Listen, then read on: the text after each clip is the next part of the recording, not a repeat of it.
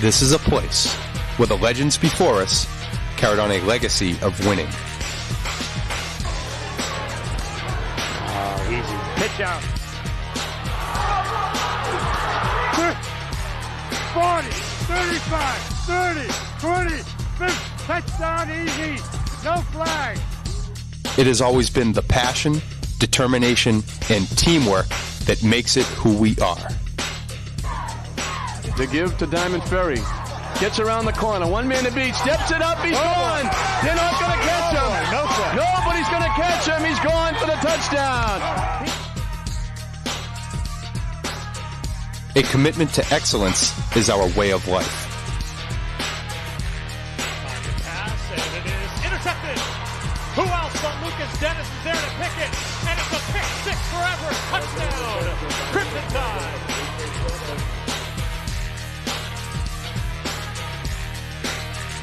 Winning is what we know and what we do.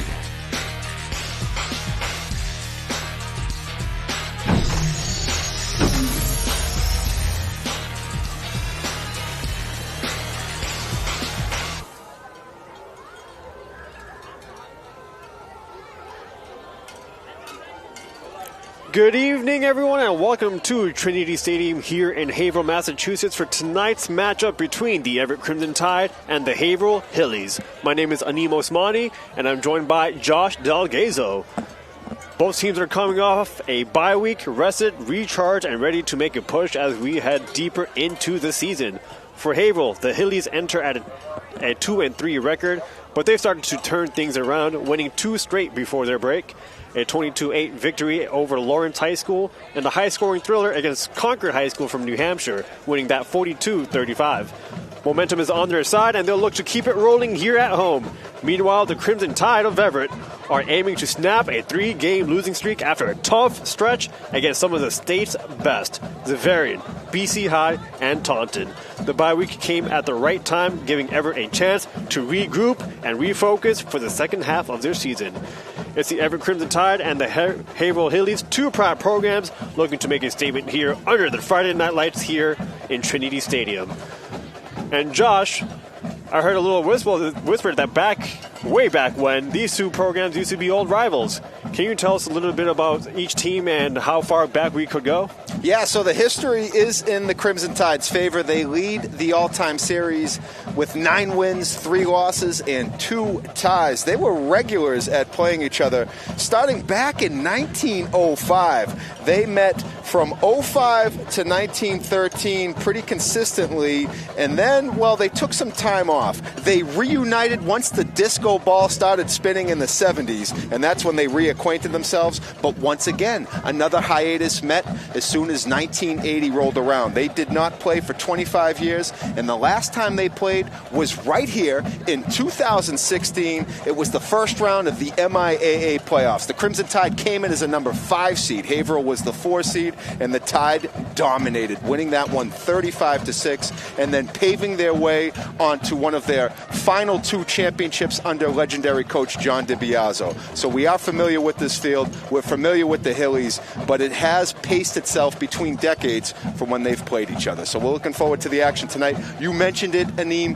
The Hillies come in a little bit differently than the Crimson Tide. Both at 2-3. Everett winning their first 2 games, but now riding a 3-game skid, and now the Hillies winners of 2 in a row. And what's more, Anim, the Hillies just faced the Crimson Tide. That's Concord, New Hampshire. They're one of the only other Crimson Tide mascots out there other than the infamous Alabama Crimson Tide. So hopefully they're not swimming as well in this tide here tonight as we are in Haverhill, Massachusetts, home of the Hillies. And you know, it's also homecoming day for the Hillies, as said by the banner on the field as we're waiting for both teams to enter the field. We got students lined up at the tunnel cheering on as it sounds like the Haverhill Hillies are about to come out and make their run. And the Crimson Tide on the right side of the field comes out first.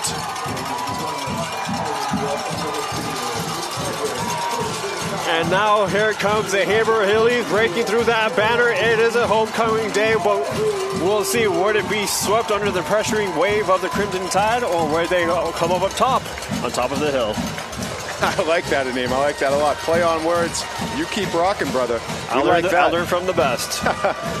And we know a little something about homecoming. We have our homecoming next weekend, Saturday, October 25th, as Everett hosts Lynn English in a special field dedication ceremony to John DiBiase Jr. So we know a little thing or two about homecoming as we've been planning this and meeting with city officials and administration for the past few months. So a big spectacle to be on hand next weekend in Everett. But first, business, the Crimson Tide looking to get off that losing schneid, trying to get back to 500. This would be a big win.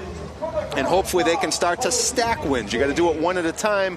There's only 3 games left here in the regular season, so the Tide would love to try to win out and maybe keep their slim playoff chances alive. But let's not even think about that right now. Let's focus on the task at hand, and that's beating a Haverhill Hillies team from a very strong conference that now has momentum on their side. Not only that both teams are at 2 and 3, they're also very similar, close to each other in rankings in the MIAA power rankings. So huge game, momentous for either side, depending on how this result turns out to be. So as you can see, we got the captains meeting at midfield.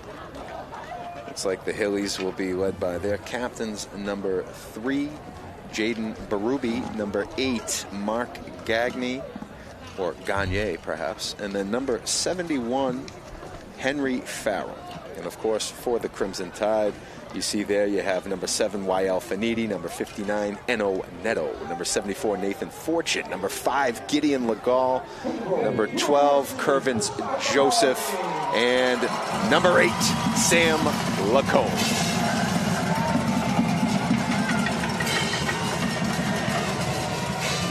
And there it is, both teams rush the field as we gear up for some Friday Night Light high school football action. But first, I think we're going to be getting the national anthem.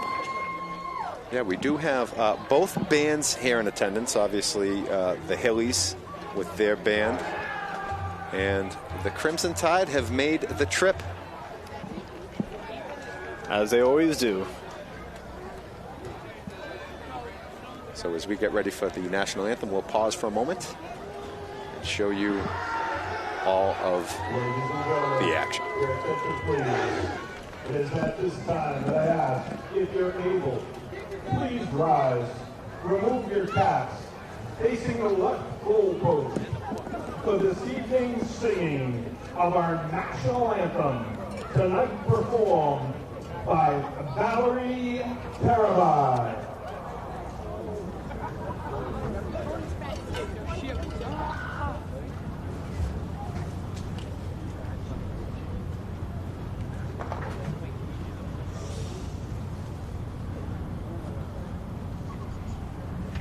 Oh, say, can you see by the dawn's early light what so proudly we hailed at the twilight's last gleaming blue of stripes and bright stars through the perilous fight for the ramparts we watched were so gallantly streaming, and the rockets ran there, the bombs bursting there, gave proof to the night that our flag was still there.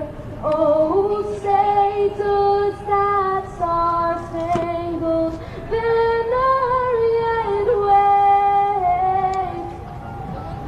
for the land of the free and the home of the brave?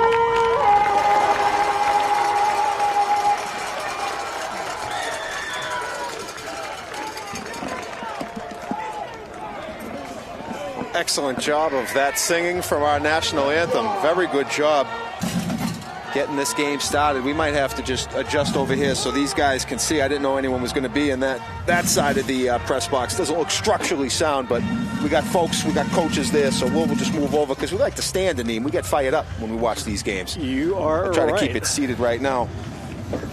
But there's a look at it. So both teams getting ready as we kick off the battle to get to 500. That's on the line here tonight. There's a look at the Everett sideline, donning their all-white jerseys. I'm here for it. But I'm really here for a dub. And, of course, one of my favorites, a little picture-in-picture, a little double. There it is. Nice job from the truck. Always bringing some good shots.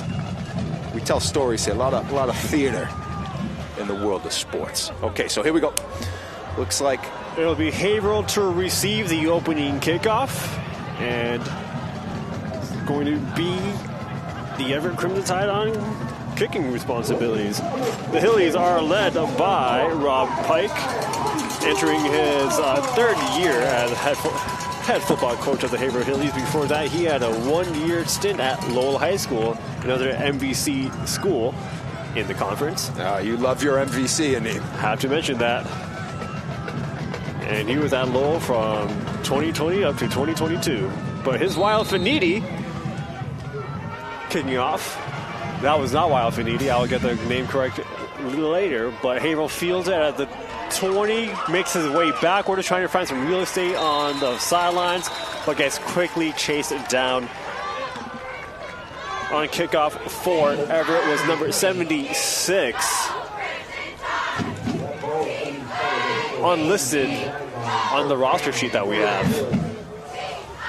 So I guess we have to apologize that his name might not be called as well deserved. I think a freshman, as I was notified by one George Holman. Of course, we'll try to get a name.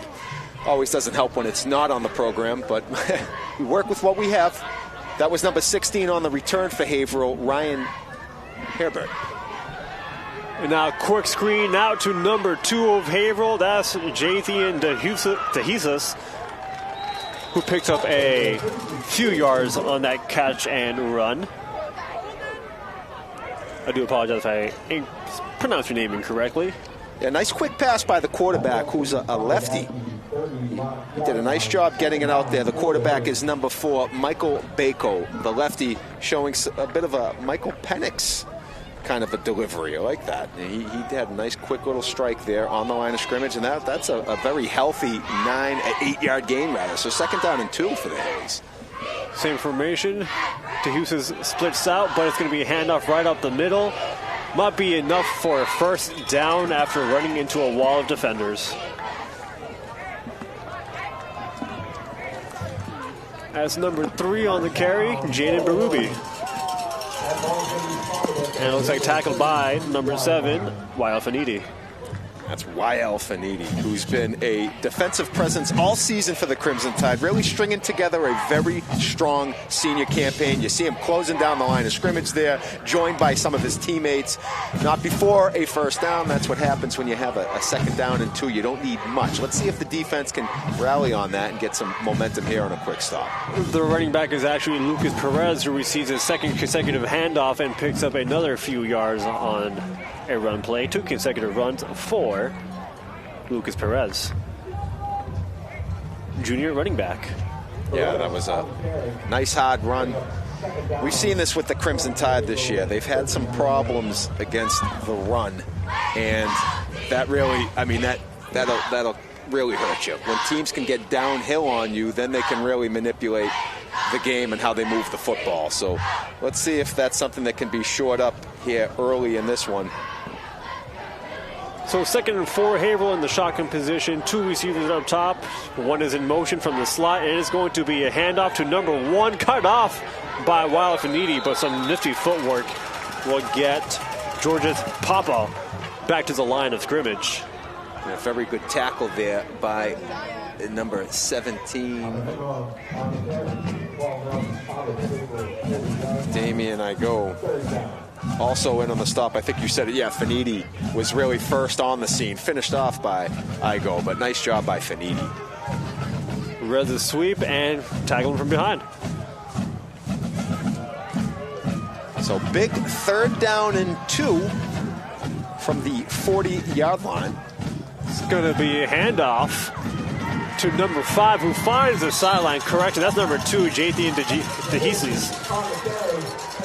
And we'll pick up the first down. Yeah, Jathan DeJesus did a nice job of finding the corner, continued to work his way to the outside, used the speed, and easily picks up the first down. So now the Hillies just shy of midfield. Here's a look at the replay. You see DeJesus makes a move, gets around the tackle outside the box, and picks up the first down with relative ease. So the Hillies just shy of midfield as they are on the move here in the opening drive of this one. 2 first downs in this opening drive, and now we're lining up with a fresh set of downs right here, 1 and 10, but we got a whistle blown by the referee. It's going to be a timeout taken by Everett. Yeah, and a wise one at that. They need to talk early here and try to address what's happening. This is unfortunately this has been a similar pattern of the last few games where they're allowing the other team to get off to quick starts, and it's tough to be on your heels early and then expect to dig out of it. So again, you see that replay there as DeJesus picked up the outside and the yards to gain to move the sticks.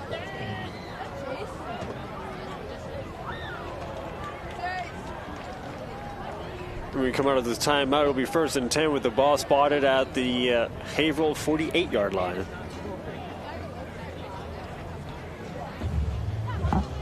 And although I think you mentioned it before, these two teams met in 2018, and that was actually when Rob DiLoretto was also in.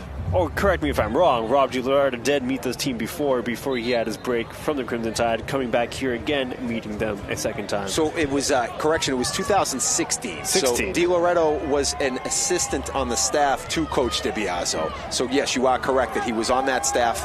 He was a part of a victory here. He worked with the quarterbacks extensively at the time, and obviously on the offensive side of the football. And now here he is at the helm. So he was here on this field. Nice job right there by the defense, limiting the gain there for the Hillies. Yeah, that was a great night. The Tide really exploded early on that one. They got the ball first. They went right down the field and scored, and they really never looked back. And that Hillies team was really strong that year. They had a lot of expectations. There were some people that felt like they could have been maybe a dark horse in the postseason. But then when the seedings came out, Everett, who started the season at 2-2, had run the table, but they were ranked as a 5 seed, caught a lot of people by surprise, and it was really kind of a tough draw for Haverhill, who was awarded the home game but had to draw Big Bad Everett at the time, and the Tide really rolled and didn't look back for a couple seasons. Another handoff to Lucas Perez, and gets brought down after a gain of, looks like 3 yards. Yeah, that was a hard-nosed run by Perez. He really didn't have much there. He didn't pick up a whole lot there, but he picked up everything he absolutely could gain. Really ran hard, kept his feet moving. Here's a look at it. So he's going to get the inside handoff right there. In on the stop, wearing a different number tonight. That's number 54, Jonathan Goes, who normally has been seen donning number 4. That's correction, 4. There you go. That's right. Now I'm getting the 4s flashed all around as everyone can hear me within earshot. So now he has a 5 in front of it. He's wearing number 54. Forgive me for the space in memory. Every now and then, my old fullback days show up in different ways in the old steel cage. Oh, that was a great pass, and he's off to the races. What a throw. Play action pass, as you said, Aneem, and that was a absolute bullet from Michael Bako to Georgios Papanikolaou. I'm sure I said that absolutely right. I'm rolling with it because you say it with conviction. But check this out. Watch this. So the play action, he's going to put the ball in the belly of Perez, zips it out, fastball, right dotting the number 1 in the jersey of Georgios Papanikolaou is what I'm going to go with. Georgios Papanikolaou. And he, wow, okay. I don't know if that was a design fake. It was. It works. 2-point conversion is good. The Hillies, like that, quick strike, are on top 8-0. And that was 2 third-down conversions in which they converted. The second third-down conversion ended up in a touchdown. So they score in their opening drive, taking the 8-0 lead. Here's a look at the attempted field goal, which became a 2-point conversion. Catch caught made by Jathan DeJesus. Yeah, and that absolutely appeared to be a design play. I can't imagine that was their fire drill. If it was, hats off, but it looked like that was a quick, like, hey, you flare right out here, and I'm going to dunk one right over your shoulder. So the Tide now behind the 8 ball, pun intended, and let's see if they have an answer here. They're going to need one. Back to receive are Jamari Doolin and Jeremiah Joseph. Which has been one of their bright spots. They've been really outstanding in kickoff returns. Unfortunately, it goes against them on the other side. Their kickoff coverage hasn't been up to par, but they have been pretty. Those two are very explosive back there. Either one of them gets their hands on the football, and you do typically hold your breath for a big play. Jamari has 1 touchdown on the season, and it's going to be an onside kick. Did it make it past 10 yards? And it looks like they did make it past 10 yards. That's going to be Haverhill possession. Caught by surprise. Surprise, and it also seemed like there was some confusion. I mean, the ball, listen, it's 10 yards, it's live. It's live the whole time, but you don't need to touch it until it's 10 yards. But you better fall on it if it goes 10 yards. And that's a live football. Haverhill picking out Take all a look the at tricks. it. Here it is. So the left foot, really nice onside kick. Very well done. The Tide was in retreat mode, and they were real quick to get back on that kickoff return. Unfortunately, as the front wall, you have to make sure that that ball is over your head before you deeply retreat. I understand that you're not expecting that. That's why teams surprise you with an onside kick. But you also don't need to get the extra head start in the 6 yards running backwards to leaving your post at the 10-yard mark. So you live and learn. But that's really tough after you just gave up a quick 8 spot. You're back on the field defensively. And this was the running theme 2 weeks ago against Taunton when the defense stayed on the field because due to turnovers, the offense couldn't actually get on the field. So frustrating, no doubt, to start this game. DeJesus with the carry, picks up 6 yards on that play. Tackled by number 11. That's Armani Negron.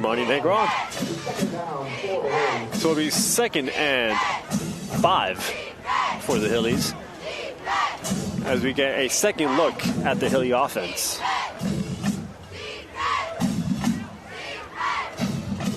So a 2-point conversion and an onside kick back-to-back. Haverhill really isn't holding back in some of the surprises. But now here's Bako in the shotgun, 3 receivers. He drops back in the pocket, looks, launches, and connects with number 13, Abraham Temple. Pass is complete. Nice catch by Temple. Bako really throws the fastball very well. Quick release. Good nice pocket. Throwing pocket. And check that out. Real good look at it. Great job on the replay, and nice catch by Temple, which will move the sticks for the Hillies. So ball now at the Everett 38.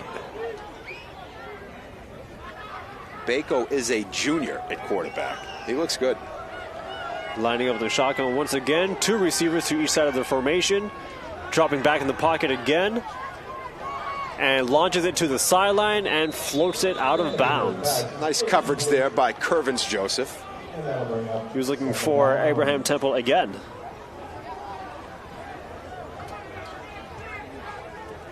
So that would bring up 2nd and 10.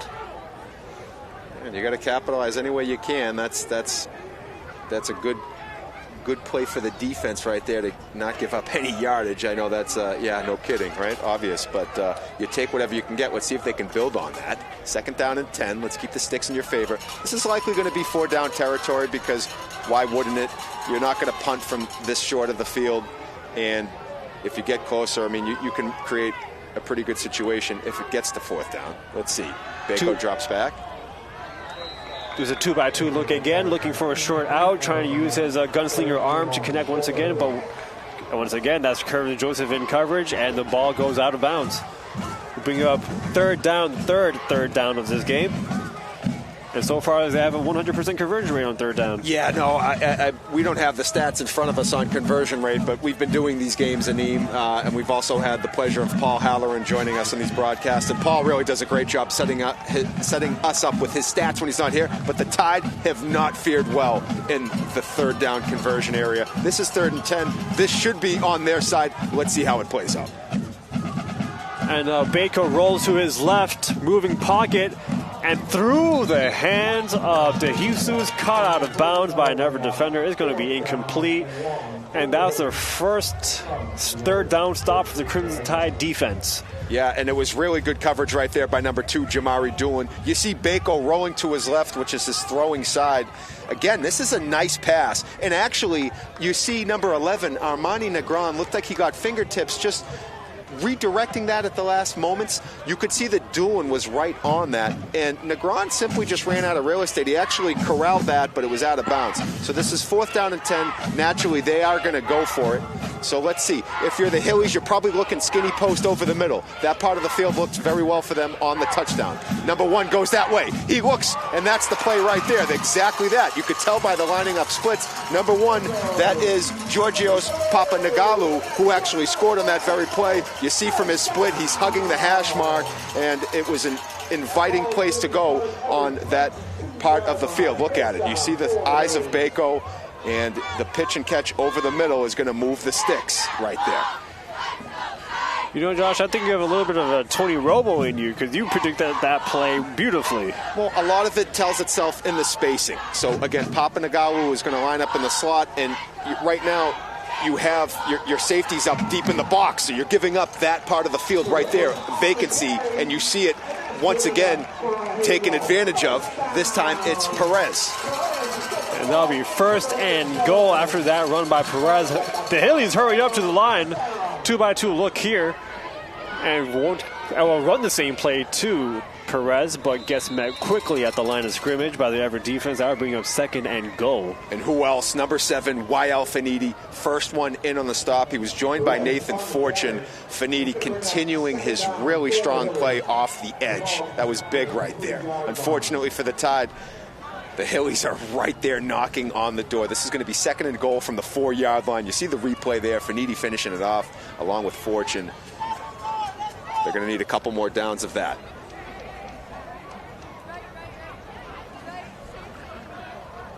So ball spotted at the 4-yard line. We'll see what the Hillies offense will line up as. They've been shotgun heavy, it seems, and it looks like it will be another shotgun formation. 3 receivers to the top. It looks like a trips formation. 1 receiver to the bottom, and a flag will be thrown on the near side. And it's going to be on Everett. Shows their near side ref.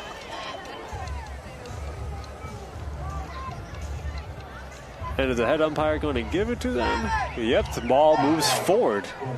So an offside penalty against the Crimson Tide after just coming up with a big stop of no gain. Awards a couple yards because it's half the distance to the goal. Bako's going to look to his left. That ball's knocked down at the line of scrimmage, and I tell you what, it was almost intercepted. Really nice job at the line of scrimmage, getting a paw on it. I believe number 74. That was, well, 74 almost came up with the redirect. He almost came down with the interception. I think the initial deflection was either Armani Negron or it might have been Rafael Malouf. Okay, we're going to take a look at it here. So you're going to see Bako looking to his left, and the paw right there, I believe it was, I think it was 16 Malouf.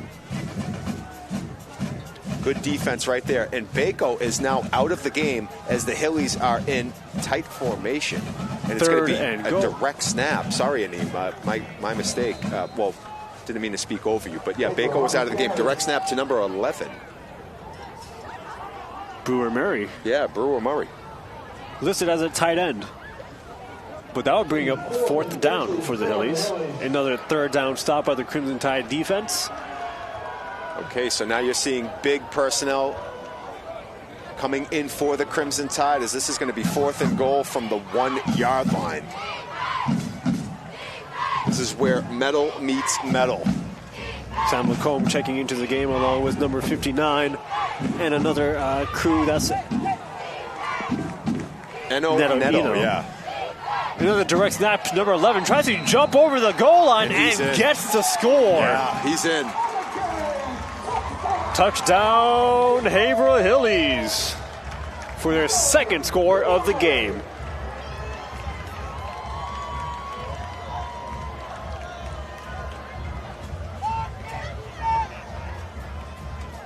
So nice play right there by Brewer Murray, the tight end, taking the direct snap, going over the top, and he found his way into the end zone. And now the Hillies are lining up for an extra point attempt. Will they pull out another trick play, or will they go for the extra point? We're about to wait and see. A flag thrown from the backfield by the goalpost. We're going to see what the call is. And it might have been too many people. Too many men on the field for the Crimson Tide. The head scratching continues. There's no other way to put it. Second penalty of the game for the Crimson Tide. And will this affect the Hillies' decision-making here? Kicking team stays on the field. And now they come off. It looks like they're going to go for two. Why not? You're now half the distance to the goal, so you're just outside the 1 yard line. You're at like the 2. Why not? You're already at 14, so you got the buy-in with the 2-point conversion on the first touchdown. So the worst thing that happens is it's still, a 2-touchdown game with 2 extra points, or you really put the heat on. You're still up 2 scores, but it includes 2-point conversions. This is a no-brainer. Let's see if the Tide can come up with the stop. It'll be Brewer Murray taking the snap again after receiving the call, and it's going to be a little mishap at the snap. Crimson Tide takes full advantage, and the 2-point conversion is no good. It looks like Brewer Murray ran into the man in motion right at the snap, caused them to collide with each other, and then Crimson Tide defense swept it up. Wafanidi making it another defensive stop. Yeah, he did, but the initial stop came from Brewer Murray's teammate on the jet sweep, who absolutely ear-holed him. He's going to get hit right there. Definitely some confusion. I believe it was a design. It was a design to Murray the whole time, but the jet motion, that was designed to be the play fake. So the motion was supposed to cross the face of Murray. It appeared Murray maybe hit the snap count a little early, and his teammate running into him. Murray actually did a really nice job continuing to make that honest play and tough to bring down. But it didn't help that he received a collision in his own backfield as soon as he took the snap. So the Tide benefit there after having too many men on the field. They're down 14.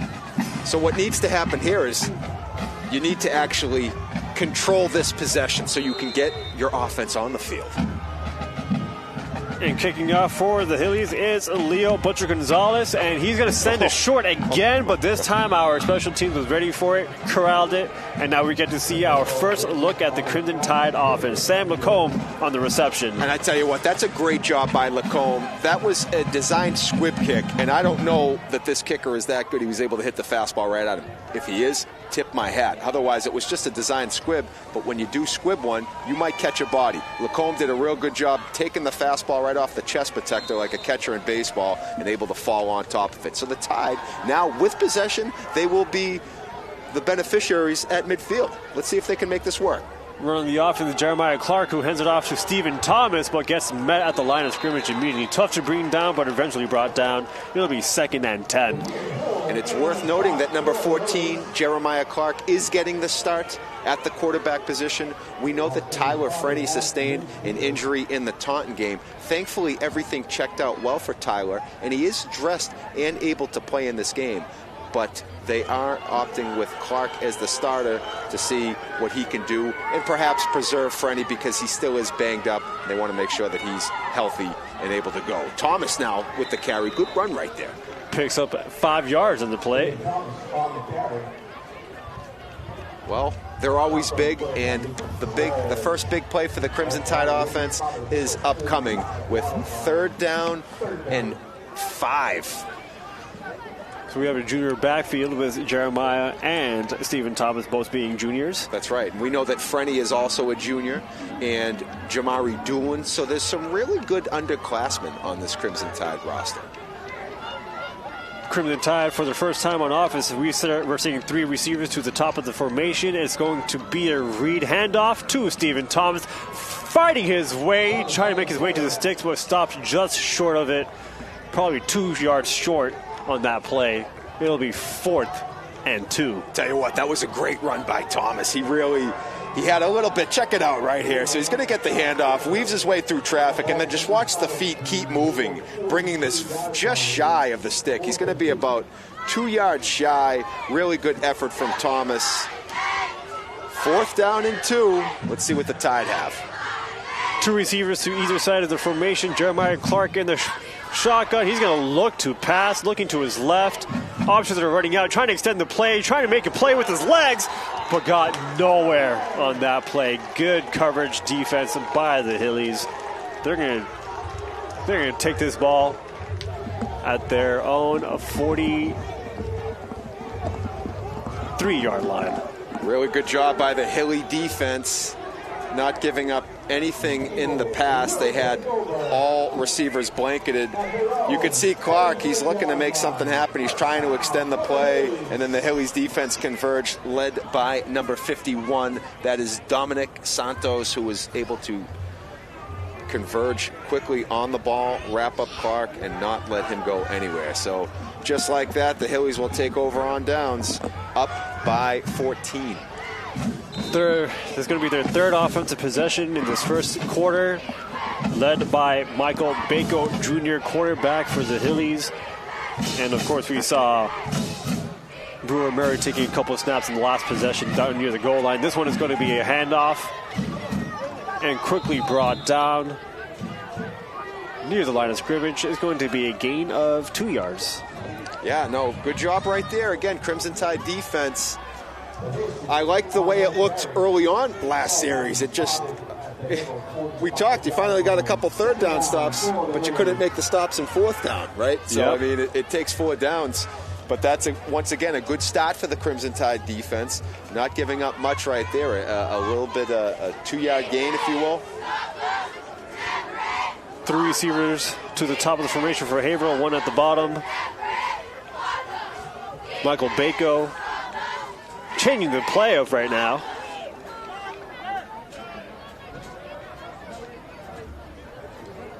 And it's going to be a screen to the far side to George's Papa. Makes a move, has the speed. No one's going to catch him, and he's going to go into the end zone for a touchdown. George's Papa. And I tell you what, that was still a really nice pass. You could see the way Bako threw that pass. He led him as Papa was working on a bubble, getting upfield. That pass led him upfield. He caught it in full stride, and then Papa Nikalu was able to just take it and go off to the races. And just like that, Haverhill is asserting dominance here in this first quarter. Up by 3 scores, and we have 17 seconds left in the first quarter. We're lining up for the extra point attempt here. First extra point attempt that we're seeing of the Hillies, and it's good. 21-0. And kicking for the Hillies is Leo Butcher Gonzalez.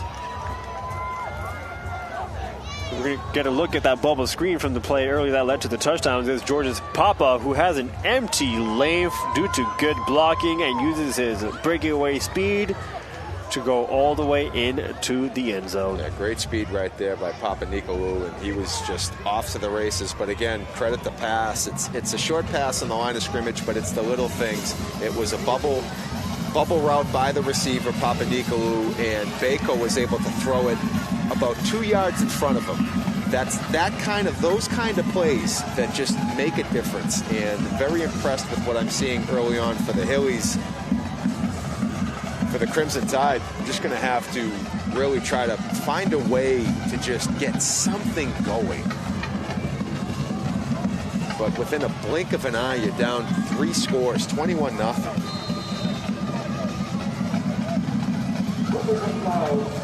And now it's going to be Leo Butcher Gonzalez lining up for kickoff again. We saw an onside kick the first time around, a squib kick the second time, and we'll see what we have this third time. And it's going to actually make it past midfield, fielded by, is that Johnny Goes? That is, oh, look at him rumble. And that's why he's been knighted. That Sir Knight Jonathan goes to the common folk out there. Barreling, and it's fitting. Usually he's number 4, single digit. You expect to see carrying the football, but you know what? I like seeing the 5 in front of it. Jonathan Goes bringing the beef. Nice job to run downhill. Good job, Johnny Goes. We know him personally. Outstanding young man. That's our guy. Second look for our offense on the field. Ball spotted at the 40-yard line, and it's going to be a handoff to, I think that's Stephen Thomas. Good defense right there. Hard-nosed run by Thomas, but not much doing there. Finishing that off, that was Azalea Caceres. And he was joined by another Hilly, but Caceres really laid a nice hit to finish it off. And that'll be the last play of the first quarter, so we're going to flip sides here. Here's a look at the kickoff. Of course, we're getting another look at Johnny Goes. Look at him go. Look at him. Looking for a hole. Looking for a body to catch, too. What a boy, Johnny. Put his shoulder down and ran into the chest. Here it is. Here it is. Looks at number 34. I dare to try, he said. Big boy going downhill. He can move. We've seen him run.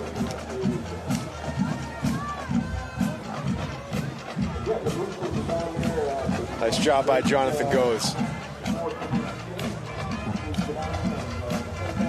And we know we got speed in our TV studio because our very own Justinian Hahn actually raced Johnny Goes.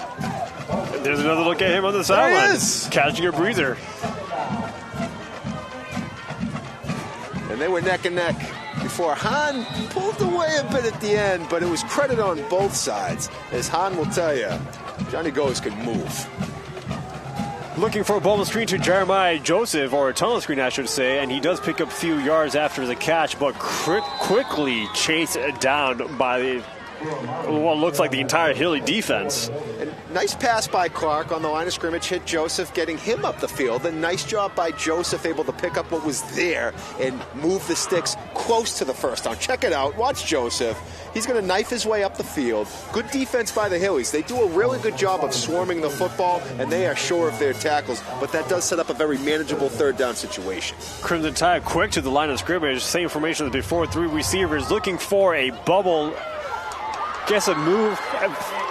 That's number 13, I believe. Avoided the first tackler, but not the rest of that swarm of the Hilly defense. I'm correct, and that is number 17. Damian Ego.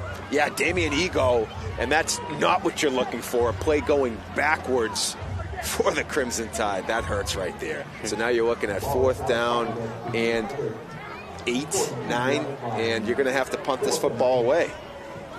And there's a replay. He did make the first man miss, but then there's a second defender right there waiting for him right there behind the line of scrimmage.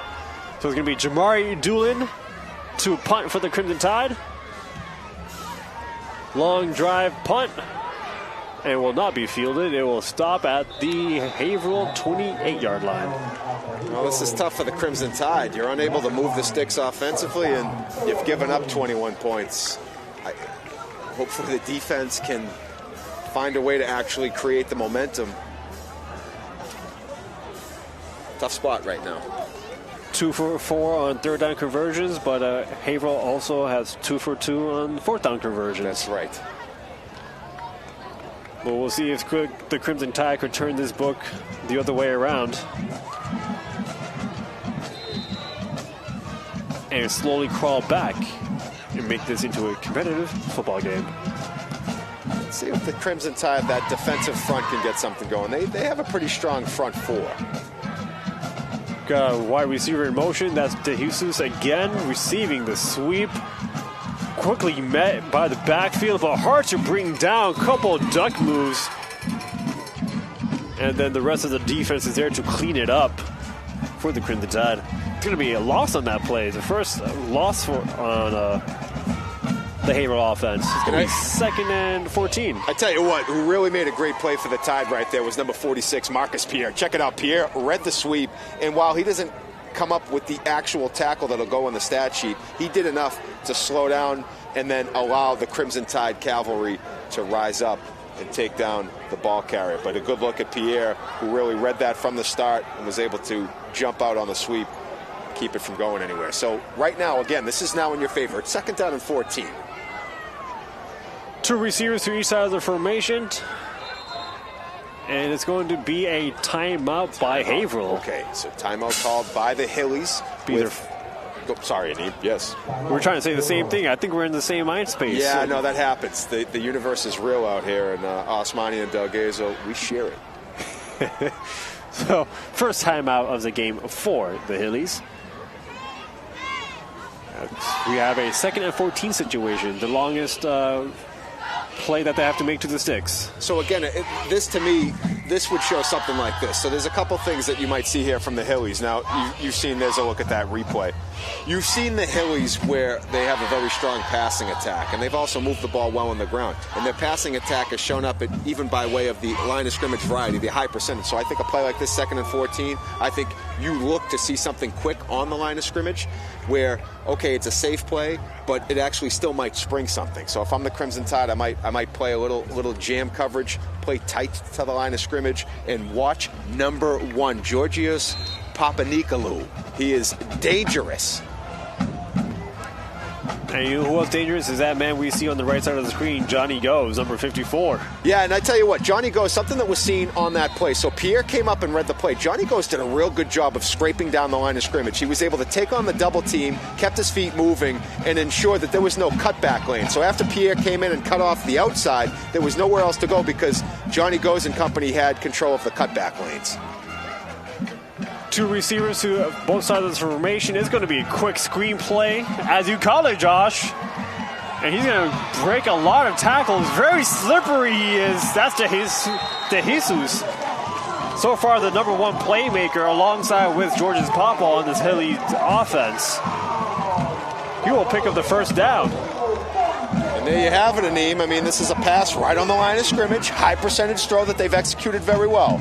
And there's 1 missed tackle, 2, 3, and it's already well upfield. Another one, and then the sticks move. Jeremiah Joseph with a perhaps touchdown saving tackle, damage already done. 2nd and 14. You got to win those plays. You got to win those scenarios. You have to take advantage there. Those are back-breaking plays. Be another read option, but it'll be a handoff to Lucas Perez for another short gain. This is going to be a gain of 4 yards on the play, bring up 2nd and 6, excuse me. Big number 66, E.J. Wright in on the stop, one of the promising young players for the Tide, a sophomore. We've talked about him a lot throughout the season. Does a very good job anchoring that interior front. And Josh, I think we did notice a change on that front because they're playing 3 defensive linemen. Johnny Goes falling back into a linebacker position. Yeah, interesting there. So new look at defense for the Crimson Tide as, well, now we got 4 people on the line of scrimmage for the defense, but we got a bunch of formation to the top of the screen, and it's going to be a handoff to the near side away from the wide receivers. Hard to bring down, staying on his feet, and finally making contact with the ground is Lucas Perez. Trying to keep his balance and close to the first down marker. It's going to be 3rd and really short.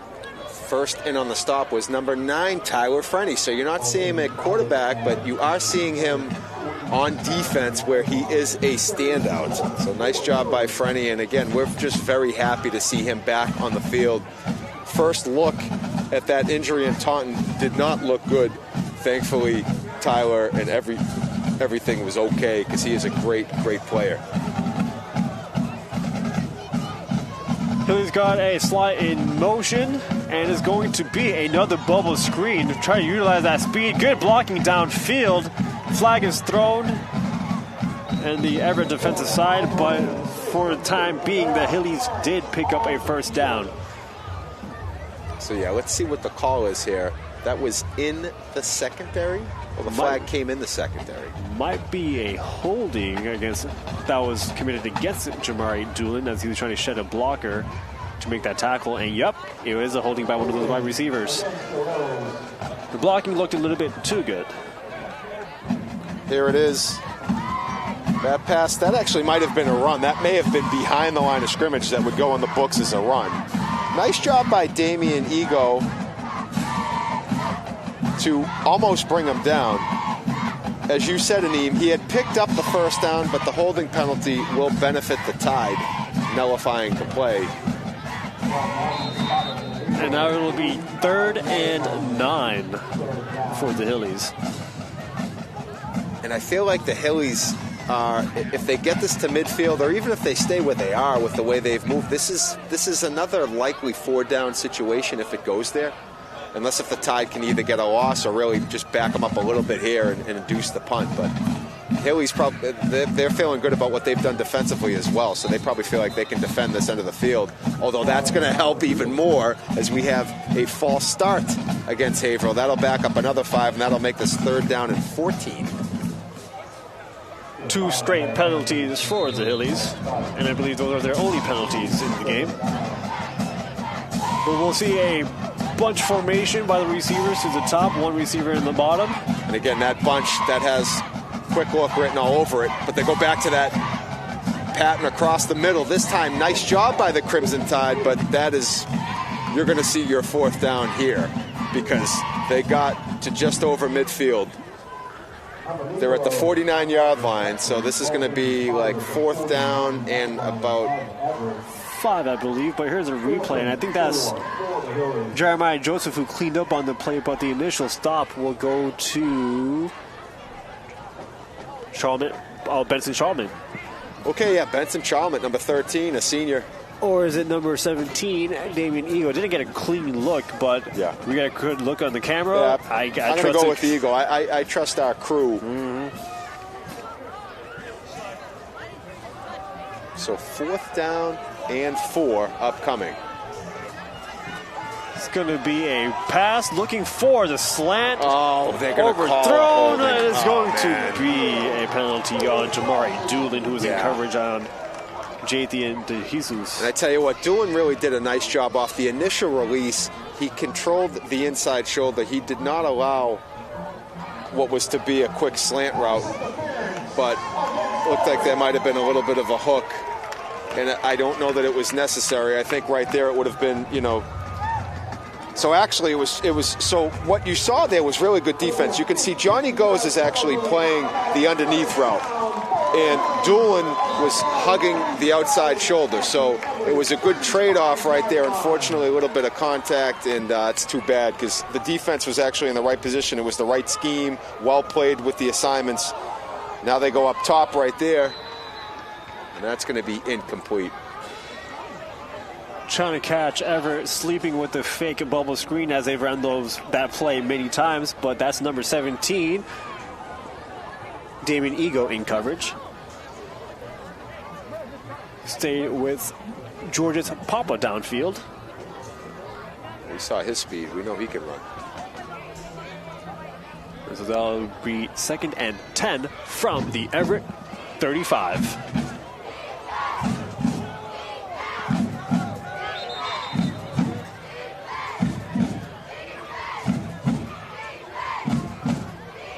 Looks like a referee is telling one of the players to sub out. I'm not sure what the reason is. I don't think he lost a helmet on the play, but Sam Lacombe is lining up in the defensive tackle position right at the nose. Baker takes a shotgun snap and hands it off to Perez, who has a hole right up the middle and picks up a 1st down. Officially, now he's picked up the 1st down. He continued to battle there. And I tell you what, if the Hillies, they're on the march. If they punch this one in, this is, you're in grave territory here. You're already up against it, down 3 scores. You've haven't done much on offense. You've done a couple good things defensively. I'm sorry, Anit, but Perez did a good job of staying upright and then just using that lower body strength to keep pushing forward for extra yardage. Now it's going to be 1st and 10 from the Everett 12-yard line. 3 receivers to the bottom, 1 to the top. It's going to be Baker looking for the wheel route to his running back, and it's dropped. Incomplete pass. Armani Nagon in coverage.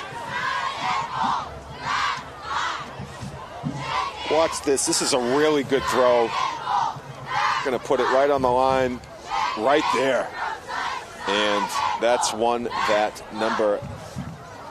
Looks like 18. Riley Faulkner. Yeah, Riley will want that one back. Great, good route by Faulkner and a really good pass by Bako. Bako has been, he's been pretty impressive. Empty backfield for Bako. He's going to do a quick screenplay to the far side of the field.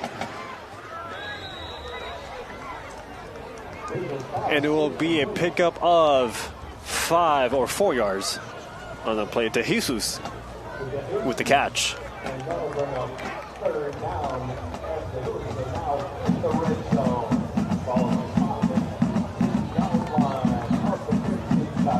So Haverhill seems to be heavy on these wide receiver screens. De Jesus doing the bookload of the work on the reception side, working his way through the blocks set up. Good footwork, knows how to put his foot in the ground and turn the ball upfield on a dime, making him very dangerous, but good job by the Crimson Tide defense. His third down is going to be handoff to Perez, who finds, once again, another gaping hole in the middle and just punches right through for another first down.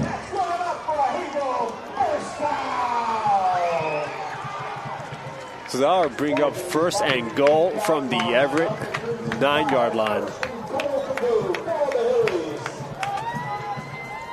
Yeah, there it is. Watch Perez, hard-nosed runner. And deep into Crimson Tide territory. So the Hillies just continuing to mount the dominance. We've got a trips bunch for the Hillies offense in the bottom. One receiver up top. It's going to be a handoff to Perez again. Runs into the belly of the defense and gets brought down after a gain of 1 yard.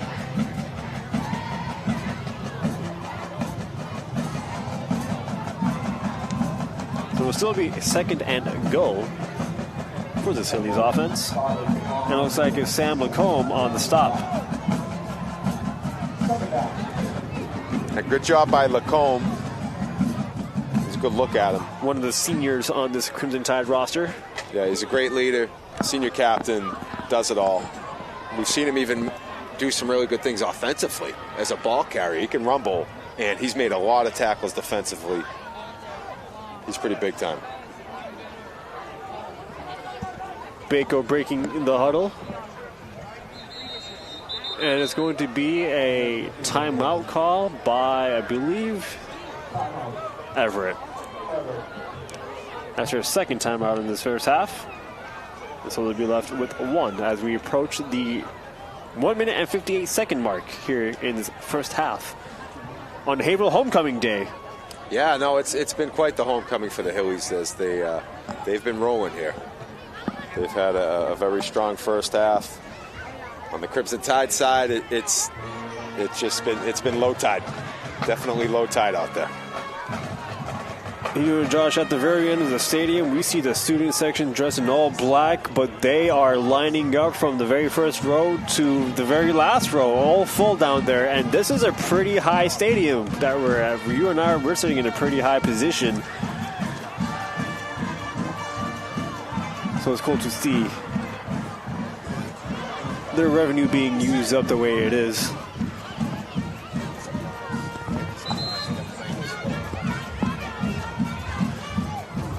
So now both teams are breaking the huddle. And it's going to be second and goal from 6 yards out for the Hillies offense. Lining up in a spread here with 3 receivers on one side. Bako looking to the other side for the sole receiver. Tries to get it over the shoulder. Wow, and it's going to be caught. What a catch. Once again, that's Jathian De Jesus on the touchdown reception. That was a big-time catch, and it was a great throw by Bako, and he did not have much room to get that in, and he did. There was actually pretty good coverage on the play, and Bako just dropped it in a bucket to De Jesus, and then De Jesus putting on the tap shoes, just able to little tip-tap in the corner. Gets it down. Man, Hillies. Here's the snap. Kick is up and good for the extra points. Now it'll be 28-0. As we are inside the 2-minute mark of this first half. Here's another look. One-on-one coverage on the far side of the field. That's Jamari Doolin in coverage and puts it in the place where only DeJesus can grab it. It's a great catch, and I think that might have even been good on Sundays. Looked like he had 2 feet in. Only need 1 at this level, but DeJesus leaves no doubt.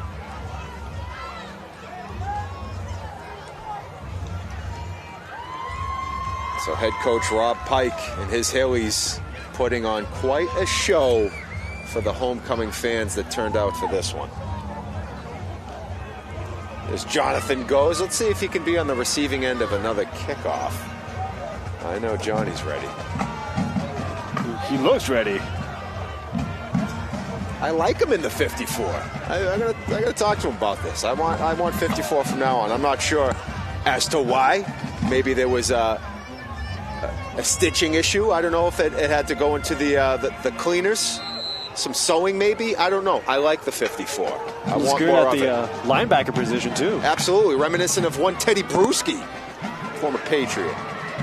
That's number 29 on the reception. Finds a lane, an open lane, and that might be an open lane to the end zone if he has the speed. He's being chased down by the kicker and actually successfully brought down by Leo Butcher Gonzalez. Huge play for the Crimson Tide. They're bringing it up all the way to the Hillies' 25-yard line. And a big return by number 29, Chance Barreto. And check this out. Barreto cuts across the field, takes advantage of the green grass, and not before the sprint of number 18, Riley Faulkner, to take him down and save that touchdown. The Tide now knocking on the door. First time in the red zone here this evening. Let's see if they can get on the board.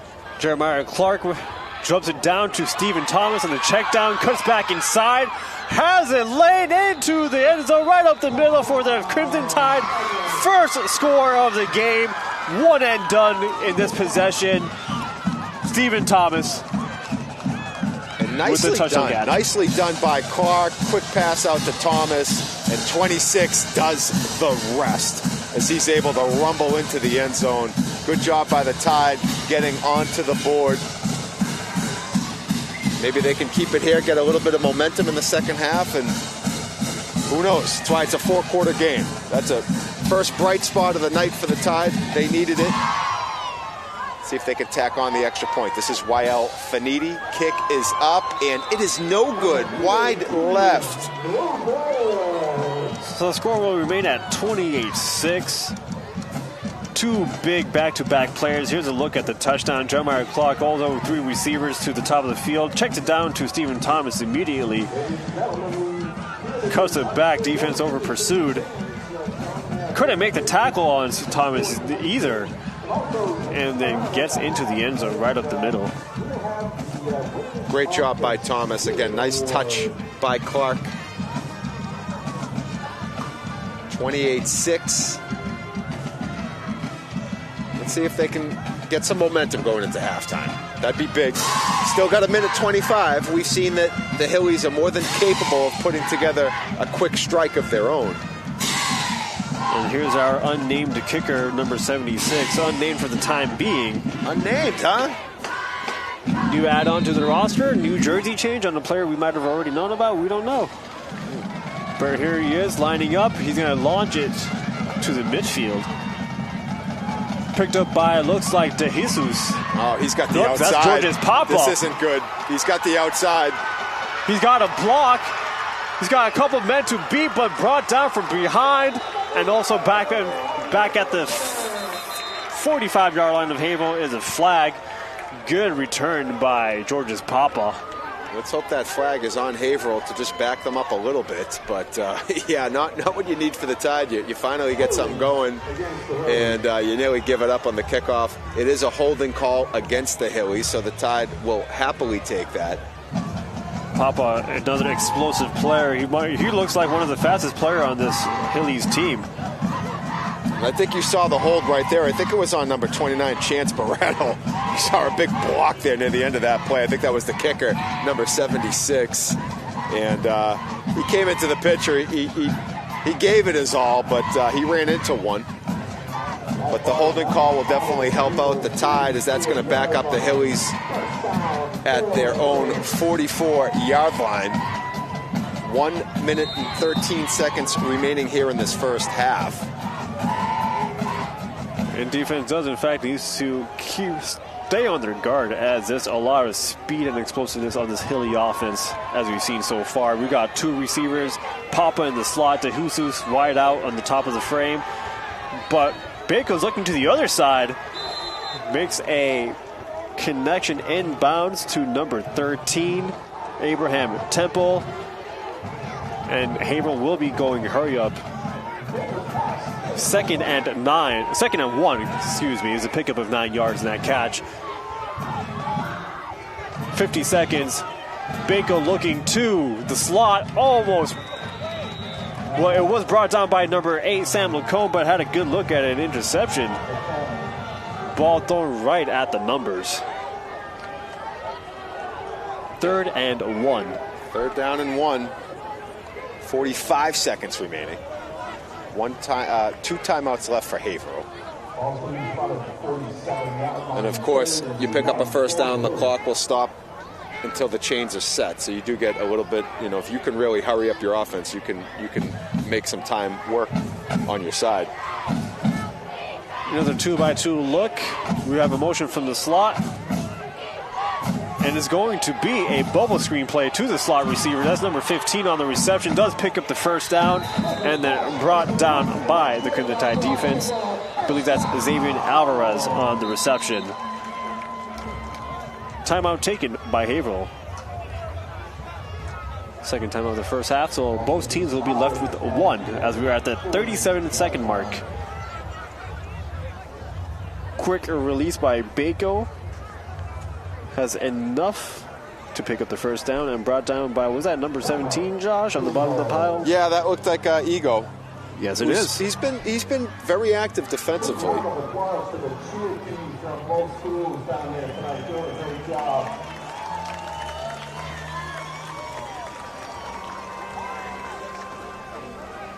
So we are also in that point of the season where a lot of schools are having their homecoming. Haverhill's having theirs today. Lowell's having theirs next week. Everett the day after. And I forgot which school in the MVC had theirs last week, but I'm just hearing homecoming over and over again here in this region. It's a busy month of October. Halloween, 2 weeks away. That's right, Halloween. What are you dressing up as, Annie? What's your go-to? I usually do not dress up, but one thing I do like about Halloween are the tunes that come out of it. I love a good Halloween beat. So both teams are coming out of the huddle as the ball is spotted at the Everett 40-yard line. 1st and 10. 37 seconds left in this second quarter. Yeah, I'm an Ultimate Warrior guy, I mean. Oh, I can see that. I've done it before, and I'll do it again. It's all about the face paint. Characters there. All right, this is Baco. Looking to his left, steps up into the pocket, launches it deep to the sideline. And looking forward to Jesus. I tell you what, real estate ran out in the field, but that was a deep throw. Some good turns on that football, some good spin rate. This kid can sling it. Kermit Joseph in coverage on that play against DeJesus.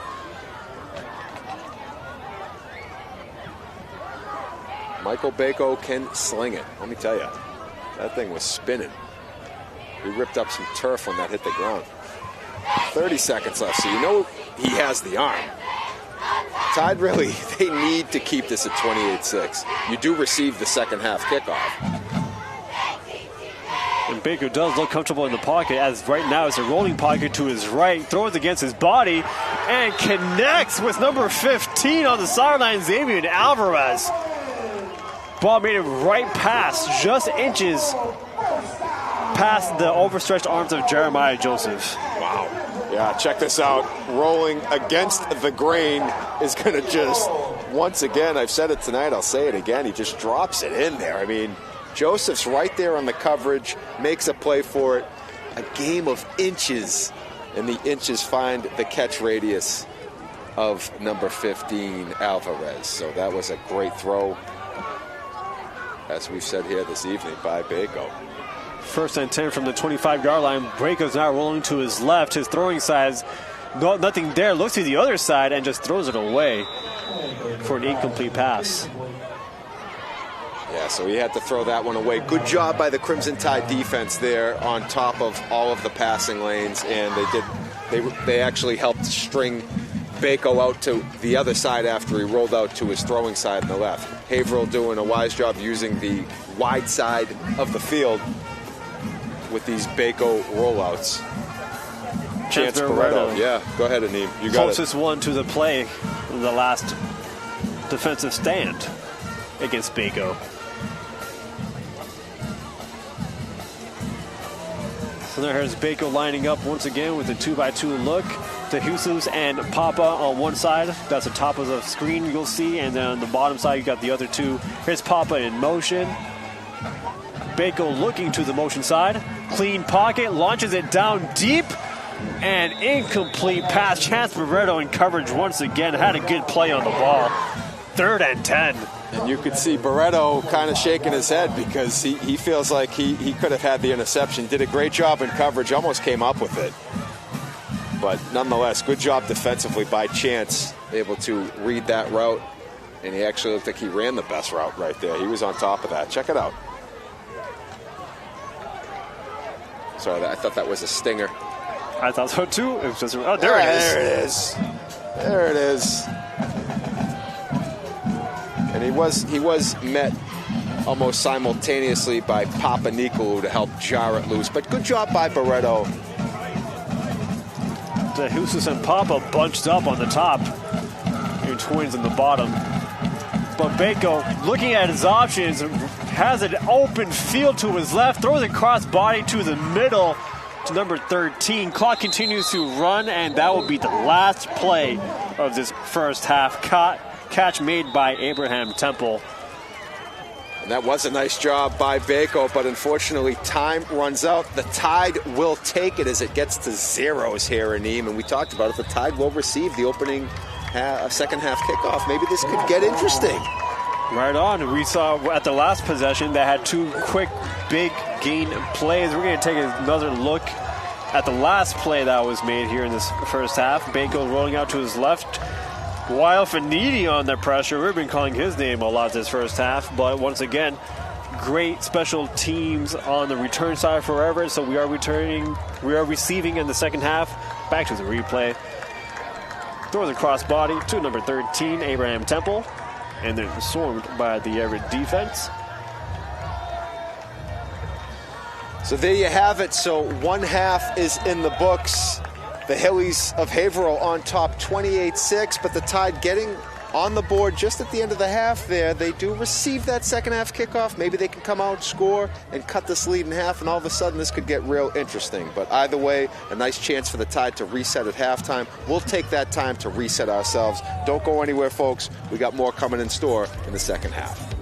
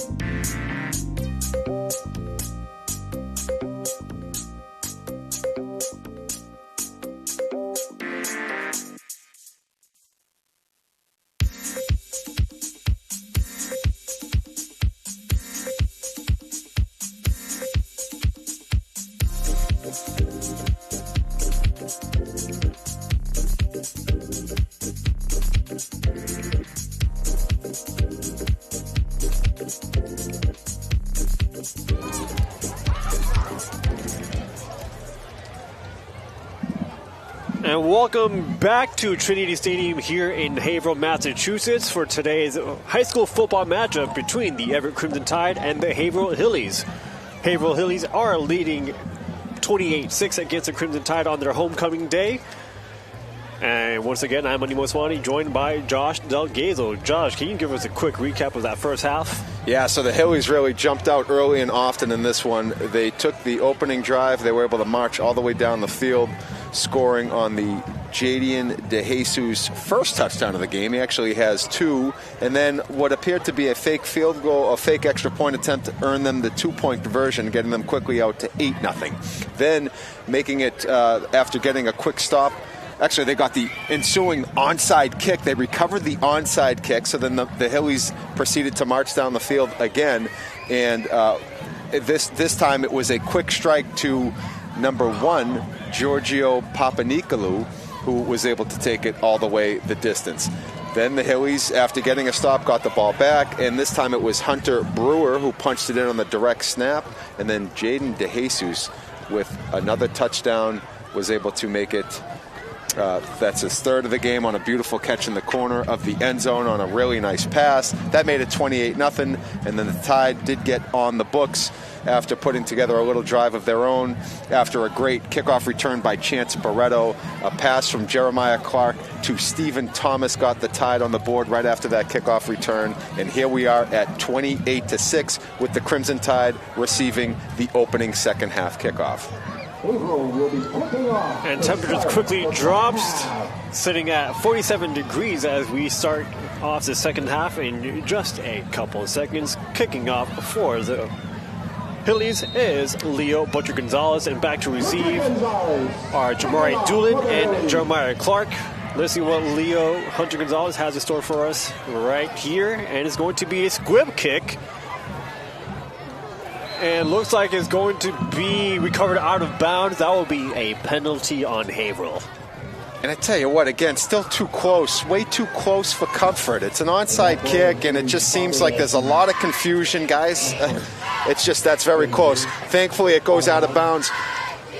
This isn't the first time. We've seen this throughout the season, and it's just, it's tough to see and watch it unfold where, you know, you're expected to get the second half kickoff, and then you can't control the kickoff. So goes out of bounds. The Crimson Tide offense will get on the field, and more importantly, they have a chance to go down and score and maybe cut this deficit in half. There's a whole second half to play here. Let's see what happens. There's a handoff to Jamari Doolin, who receives a handoff in the backfield, flanking Jeremiah Clark, brought down behind the line of scrimmage.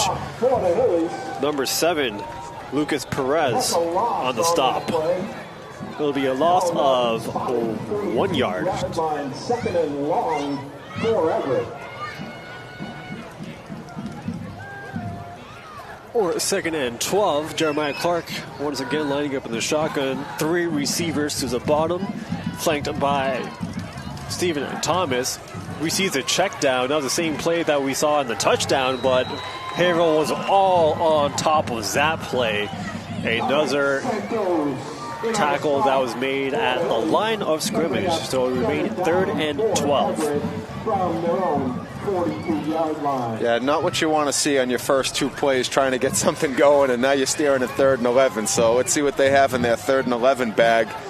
They're going to need a big one here. They really want to move this football in this opening drive and try to get some going. Jeremiah Clark looking for Jamari Doolin. Oh, correction, that was Jeremiah Joseph he was looking for. A little bit too high, and the ball will fall incomplete. It'll be 4th down on this opening second half drive. Yeah, and the punting unit's going to have to come onto the field. It's 4th and 11. You're going to have to punt this football away, get your defense on the field. Jamari Doolin handling the punting responsibilities for the Crimson Tide. There's a nice boot, and on the receiving end for the Haverhill Hillies was Abraham Temple. Ball will be downed at the 26-yard line. Yeah, and that took a very nice roll for Doolin, getting it inside the 30. There's a look at Armani Negron and that Crimson Tide defense, hoping to give the Tide the boost they need here in the second half. Defense they've had their struggles tonight, but it's a new half. Maybe they can get something going. And out on the field on defense right now, we get another look at Tyler Fredney rotating into this new defensive scheme that we're seeing this week. Yeah.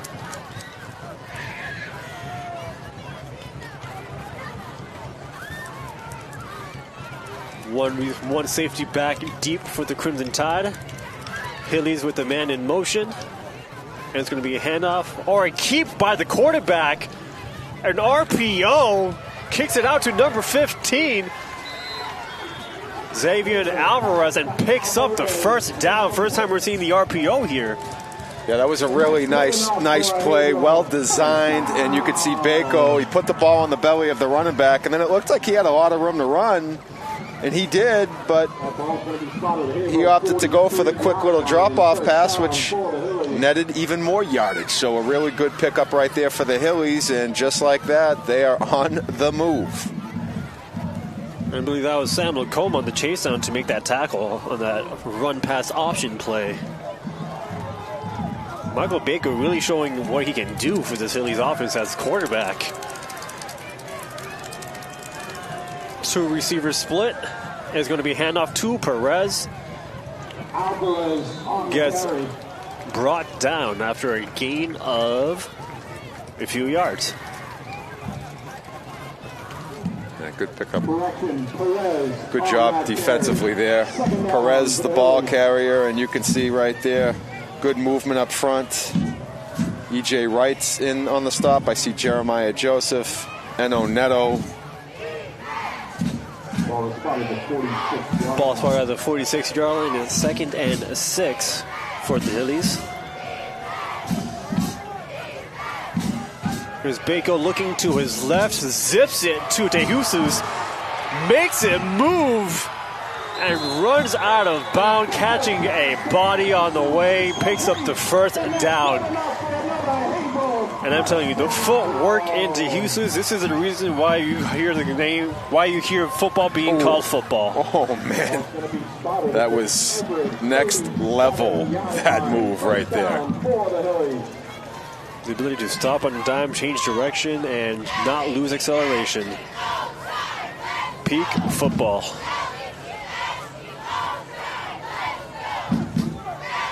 So ball now at the Everett 37-yard line.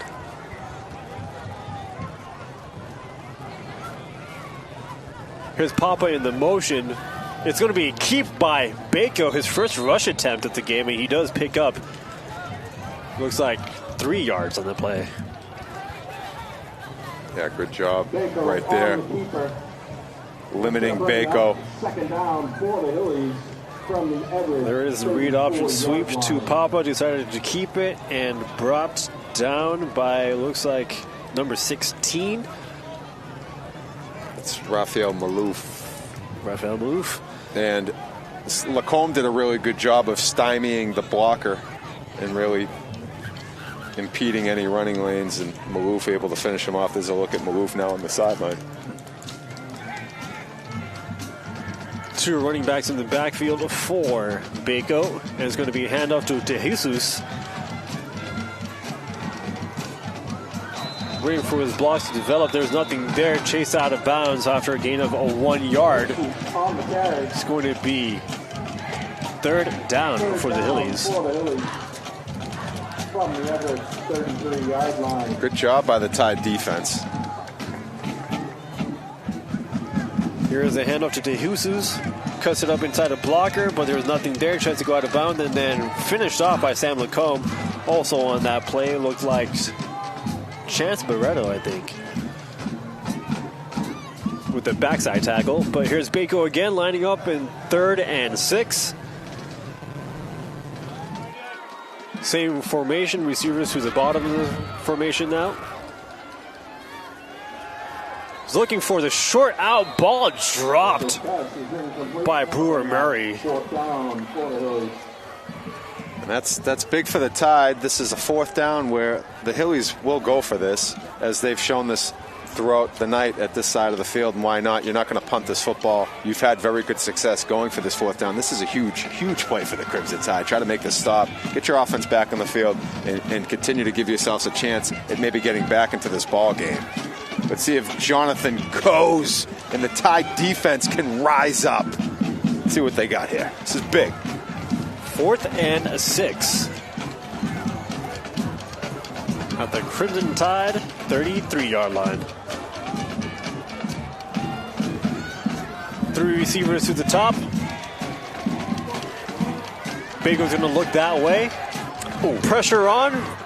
Launches it deep, looking for DeJesus. Right on the sideline. Tiptoed in for the grab. Picks up the first down. Talk about Sunday moves. DeJesus is making all the big plays on the receiving end in this football game. Oh, man. So here's Wild Finidi on the pressure. Bacon throws up a prayer, and to answer it is DeJesus right there on the sideline. Gets both the feet in. Yeah, I mean, that's a great pitch and catch, but yeah, it's a good pitch and catch. Good play. Got his feet in. It's tough, though. You got a desperation play. It's going to be a handoff to Perez. Goes off tackle. Picks up 5 yards and then brought down at the 5-yard line. Going to be 2nd and 2. That ball's going to be spotted on the 4-yard line.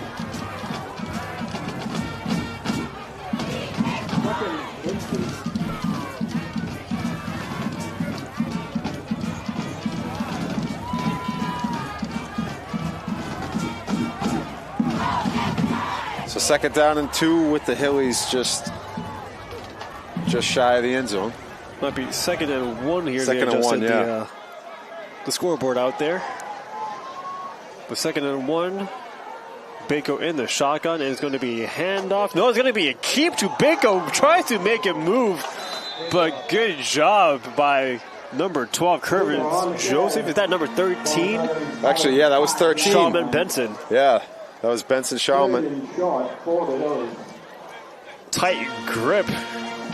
Yeah, watch this play by Shawman.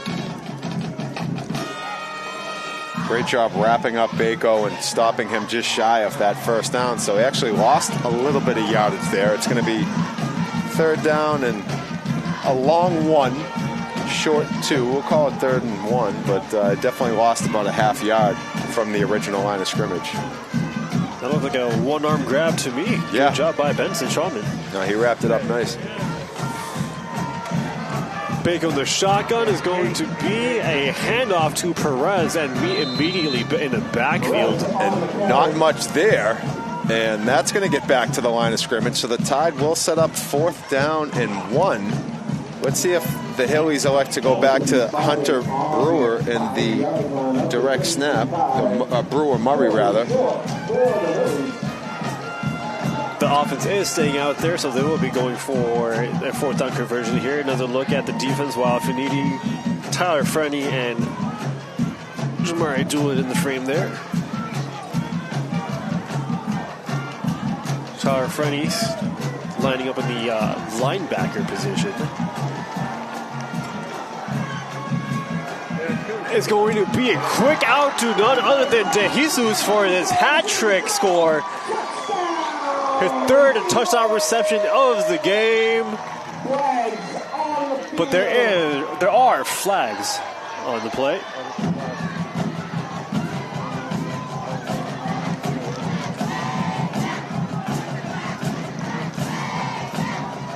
It looks like it's going to be a dead ball foul. So the touchdown will count. Score now 34-6. And heads off to DeJesus Jr. on this homecoming day.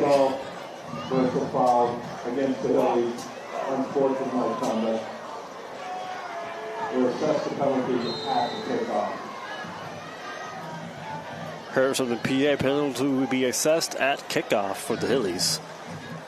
Here's the extra point attempt. Low but good.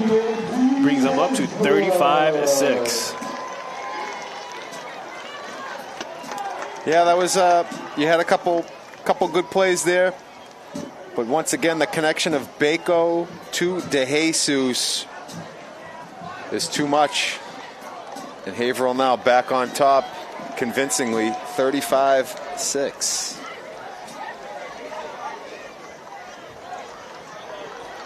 Just trying to get a stop there and get the ball back.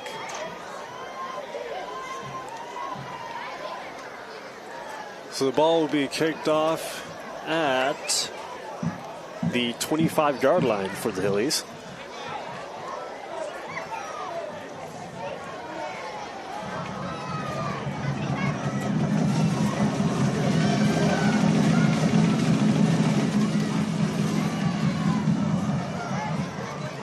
So with this extra field possession given to Everett, maybe we might see Leo Butcher Gonzalez kicking it deep for the first time this game.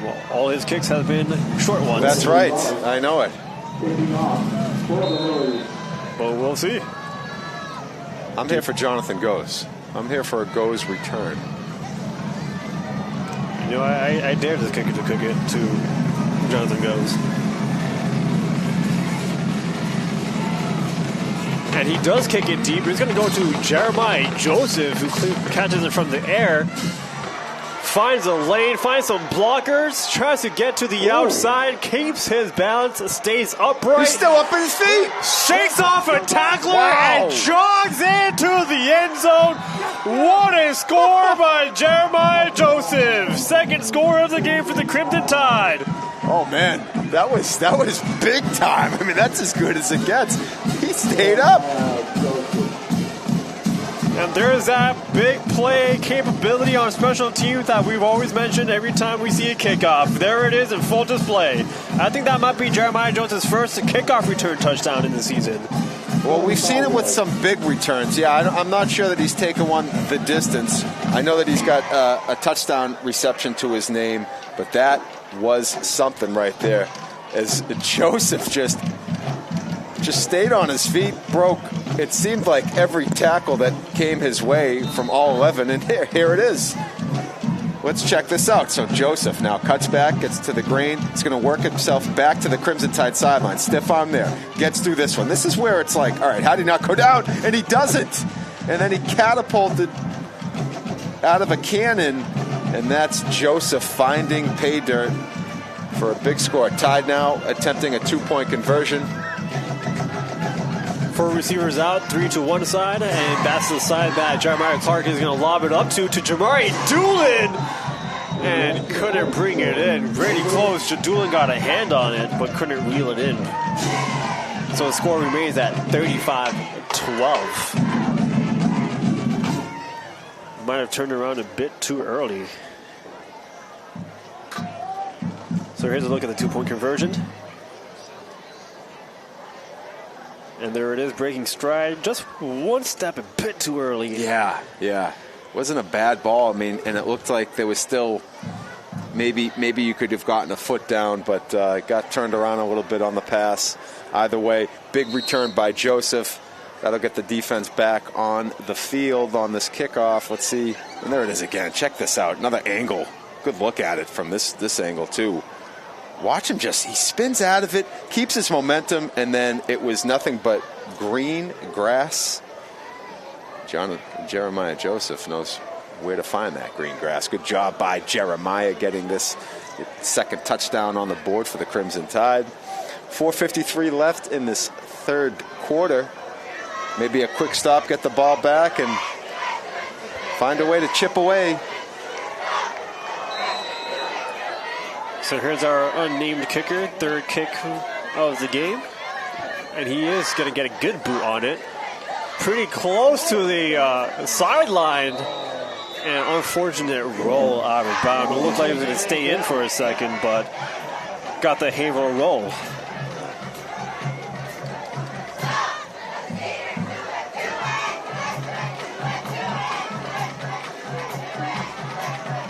But I don't think Haverhill is going to like for a re-kick, so ball will be spotted. Yeah, Or am I wrong? Are they going to elect for a re-kick here? Yeah, I believe they are. I see that the official is getting the kickoff team back onto the field, backing them up. So re-kick upcoming.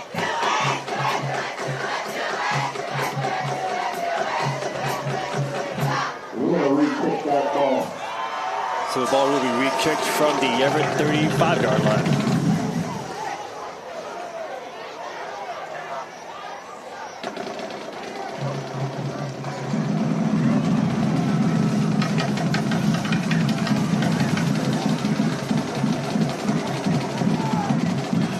Still some confusion here of where to put the ball down. There we go.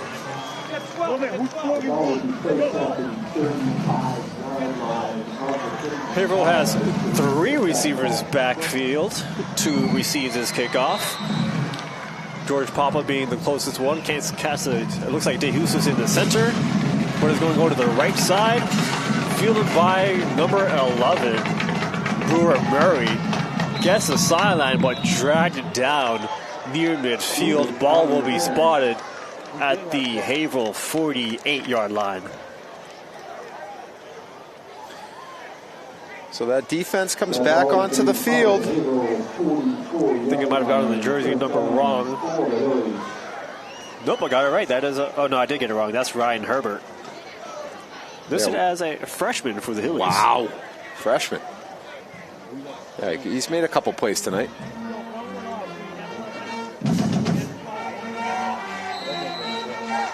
So here's another appearance by Bako and his high-powered Hilly offense. Running the shotgun formation all game long. 3 receivers to the bottom for this play, 1 to the top, but it's going to be a handoff to Perez. Brought down from behind by E.J. Wright, but after a gain of 4 yards. Good job by E.J. Wright. Sophomore lineman plays both ways, defense and offense. That's right. I mean, that's him. That's E.J. Wright. You can always go right with E.J. There he is. Backside tackle. Crashing down the line of scrimmage in that last play. It is going to be 2nd and 6. Oh. And that's going to be offsides because that's the Federation rules. You can't encroach in the neutral zone. Even if you don't touch the lineman and get back before the ball snap, that's a Federation rule. So that is 5-yard penalty against the Crimson Tide. Haverhill does go back into the huddle, and Baker's going to get a new call here for the Hillies offense.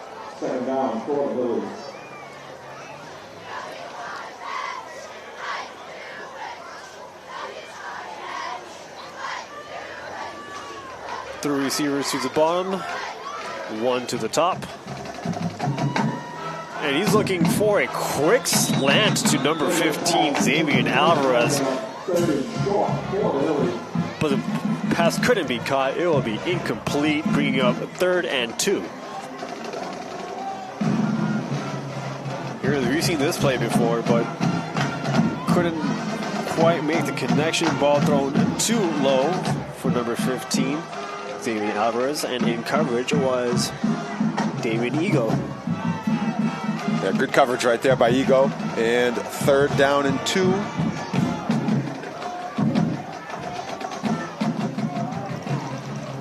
It's going to be a trip up by number 5 after the handoff by Bako. Davey Baptiste was on the carry. First time we're calling his name on this broadcast. That's right, and that was very, very fortunate for the Crimson Tide. That results in a big loss. And you see it right there. It looked like he caught the knee and got tangled up with Bako. And now the Hillies look like for the first time tonight they'll send out their punting unit as they're just shy of midfield. Back to receive. Everett does send 2 receivers back in these punt returns. And for the Crimson Tide is going to be Jeremiah Joseph and Jamari Doolin.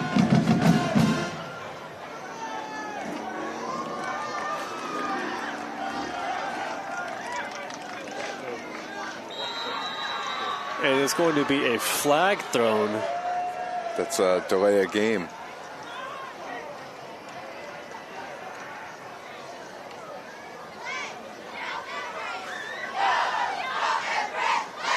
I gotta be, throughout much of the evening, the head official, unless if I've missed it, I just I saw the call made from the judge that the back judge who made the call, but I'm not seeing the official call from the head referee. I don't know, maybe I'm missing it, but he is everywhere. It's really hard to spot him sometimes. Oh, that's a good punt. That thing was sky high. Oh, get away from it. Ooh, dangerously close. Yeah, I'm not sure why we're doing that. If you're not going to take it originally, just get away from the punt. Or fair catch it, that's always an option. Thankfully, it did not take a favorable bounce for Haverhill, so the Tide can get their offense back on the field. They'll be taking the ball back at their own 34-yard line. Ladies and gentlemen, big round of applause for the fans from both schools down here playing on a cold night like tonight. Very tough, so they're doing a great job. So here comes Jeremiah Clark and the Crimson Tide offense. Jeremiah Clark has one touchdown pass to his name, courtesy of Stephen Thomas. But here he goes, dropping back in the pocket, has plenty of time to throw, tucks it in, and tries to look for a lane to run through. And he does pick up a few yards on that play. It looks like a gain of 5. Nice job by Clark, picking up some tough yardage right there. Good pocket by the offensive line as well. Number 3 on the tackle, Jaden Barubi. And they do need to move quick. So Crimson Tide now spreading out now, but it's going to be a handoff to Stephen Thomas. Quickly brought down by the ankles by Lucas Perez. Number 7, Lucas Perez. So we're bringing up a 3rd and 6 for the Crimson Tide. The ball is spotted at their own 38-yard line. Clock is at 1 minute and 22 seconds here in this third quarter. The receivers tight to the bottom. The right of Jeremiah Clark. That's exactly where he's going to look. He's getting pressured by number 3. He's going to make a run for it. He does have the space, and he also has the first down. Nice job by Clark, using his speed, seeing the open field in front of him, and taking what's been given. Gets the big first down. Nice job by Jeremiah. Pressure brought on by Jaden Barubi right off the edge. Completely unblocked by Jeremiah Clark. Good speed. Takes it upfield. And wisely goes out of bounds, avoiding a hit. So first down for the Crimson Tide. We got 2 receivers split out wide. Another good pocket. Looking deep to Jeremiah Joseph. He didn't see it. He was wide open. He didn't see it. He knew he was open. He was calling for the ball. Ball was going there, but... And that looks like a good ball. I mean, it looks in front of him, but the receiver did not see the pass. So the route... Oh, man. That's tough right there. That just kind of typifies the evening. Watch this right now. Clark is going to deliver it. Wide open is Joseph. And I don't know if it got caught up in the lights. I'm not sure, but that's just...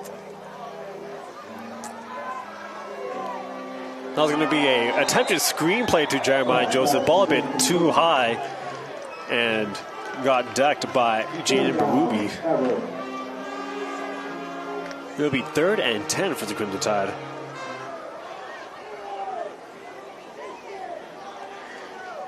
Here it is, Jeremiah Clark double clutching a little bit. Ball a bit too high. And then quickly corralled by Jaden Barubi.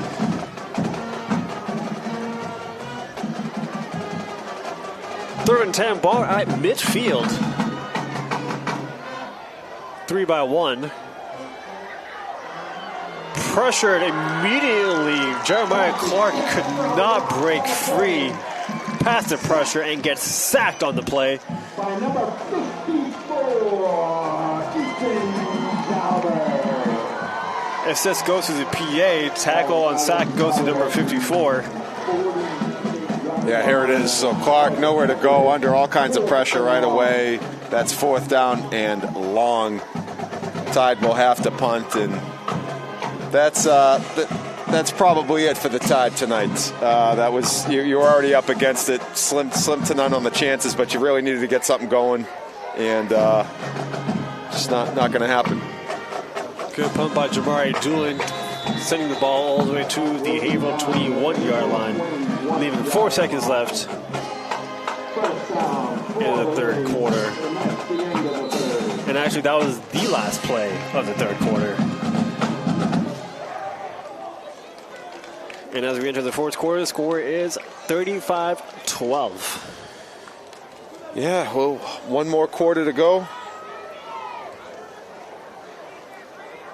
And it's been all Haverhill.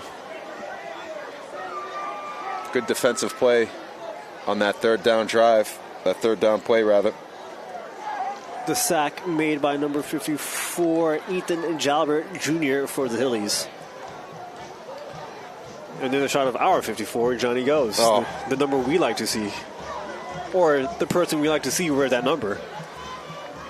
54 on your roster, number 1 in your hearts.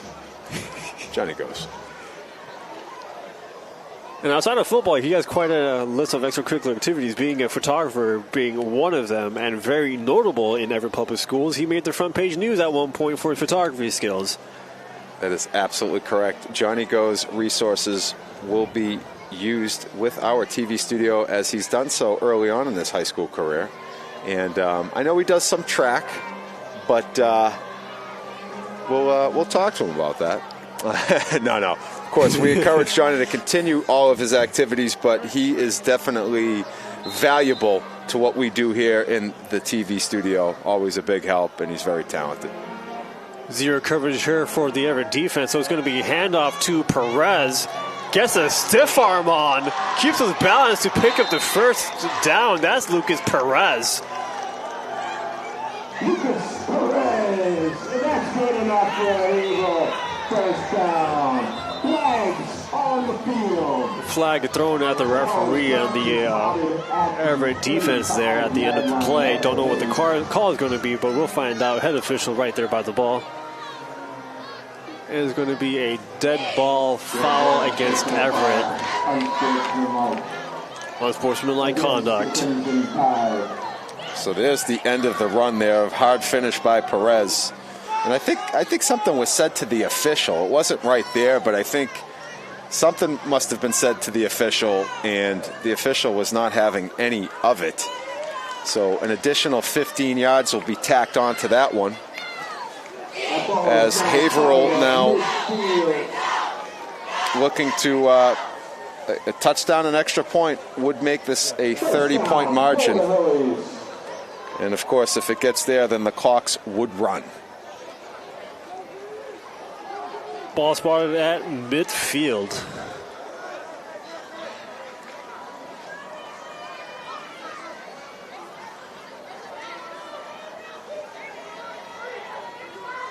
Three receivers going to be handed to Lucas Perez again. Off tackle, finds an open lane up the middle and brought down from behind by Jeremiah Joseph, and I think that's Tyler Frenny as well. Another first down by the Hillies. Yeah, watch this. Perez, big hole to run through. Does a good job getting north and south.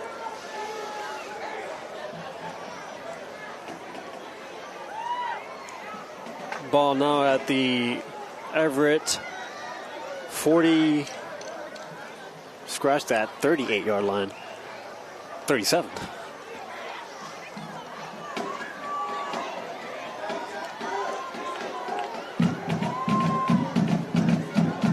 Lucas Perez with another run up the middle, but this time brought immediately at the line of scrimmage by number 46.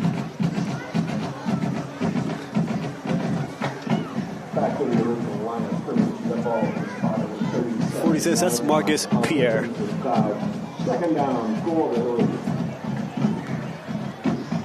Another one of the seniors on the Crimson Tide. Yeah, nice job. We've seen Pierre make some plays. Good job there. Coming in to fill in on the stop. No gain on the play. 2nd and 10 for the Hillies. Clock continues to run. There's going to be another handoff to, this time, number 5. Stavi Baptiste, senior running back. And we'll get the ball back to the original line of scrimmage. Another play at the line of scrimmage by this Everett defensive front line. Number 59, the original disruptor on that play. Eno Neto. Yeah, nice job by Eno. And that would bring up 3rd and 10 from the Everett 37-yard line.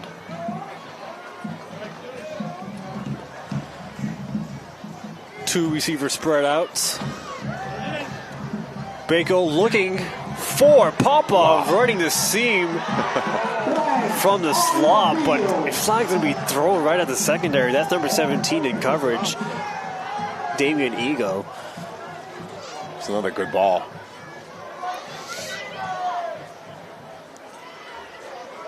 And the flag will be waved off, so there's no penalty. That would bring up 4th down and 10. Might have been deemed either just uncatchable. Still see the throwing talent. Good arm talent from Bako. 4th down and 10. Looked like Ego did a good job of trying to avoid the penalty at all costs. Avoided contact, arms up as he tripped down behind the receiver. Ball was overthrown, so it will be 4th and 10 for the Hillies. See if the Tide can come up with the turnover on downs.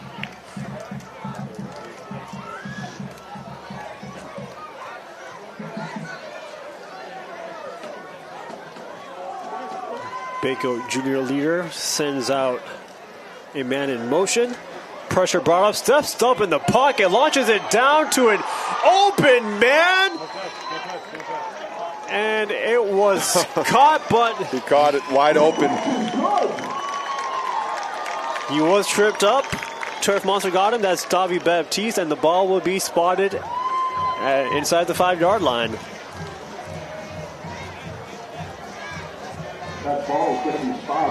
There is good pocket presence by Bako. Wow, wide open. And it was great pressure, right? Like they had some good pressure. Bako did a good job, again, stepping up in the pocket, as you alluded to, but there was pressure that forced him into that situation. He finds a wide open number 5, and Baptiste able to haul it in after he almost dropped it, but he ends up making a really nice catch, and the Hillies are in business. From the 4-yard line, it's going to be Baptiste who will punch it in for his first score of the game. Stavi Baptiste, the senior running back and defensive back for the Hillies. Yeah, able to punch it in nicely. One way or another, whether it's through the air or on the ground, he was destined to score. Well, this extra point would run the clock if the Hillies are able to make it. And if they do make it, increasing the lead by a solid 30 points. 42-12. And there's the wind of the clock, and there it goes. Here's another look by Baptiste. Clean look off tackle. Pressure coming from the other side of the line of scrimmage. And there's another look at Johnny Goes. We mentioned his photography skills, but Josh, I think from what I've witnessed, the TV studio has been breeding a couple other talented up-and-coming photographers in the high school. One, you got a Valentino, but you also brought in Vez as a third photographer that you brought in? Yes, Miguel Ventura, who is also, and also I'd be remiss, Amanda Vertero, who is a standout on the volleyball team, who couldn't be with us tonight because of her volleyball match. I'm going to talk to Coach Francie DeLuz about that. But Francie does the JV, of course. Michael Finneran's the head varsity coach. They both do a great job, kidding aside. And Amanda does a great job of photography. So we are really bolstering up our photography bullpen. And, of course, we have the multi-purpose Maria Helena Rangel, who's a cheerleader who can pretty much do it all. We'll add her to the repertoire once we get out of football season. There's a look at Johnny Goes, saying, bruh, Johnny Goes. Also look at Jeremiah Joseph, who fielded the play. Has one touchdown to his name this game. Brought down by number 10, the kicker, Leo Butcher Gonzalez. Yeah. Ball spotted at the 35-yard line. Good tackle by Gonzalez. Nice run by Jeremiah Joseph. So on the season, both the receivers, Jamari Doolin and Jeremiah Joseph, has a kickoff return for a touchdown on their stat sheet. A penalty has been assessed to the Hillies. Now the ball will be fired at midfield, 50-yard line. We have Jamari Doolin in motion. He just receives a sweep, tries to find the sideline, picks up a few yards, and brought down out of bounds after a pickup of 4 yards.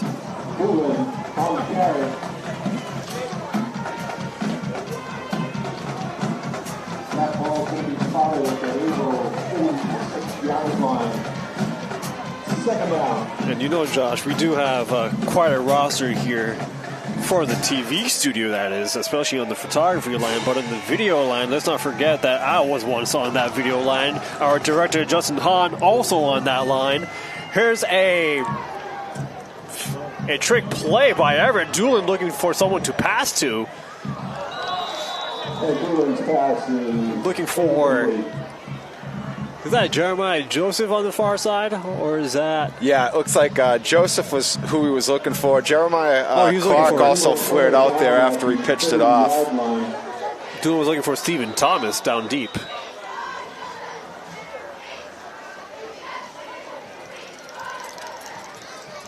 Timeout taken, it seems, by the referees for an injured Haverhill player. But here's a look at the previous play by Jamari Doolin looking for someone downfield after receiving the sweep. And it's the player who attempted to go for the interception that's down for the Hillies.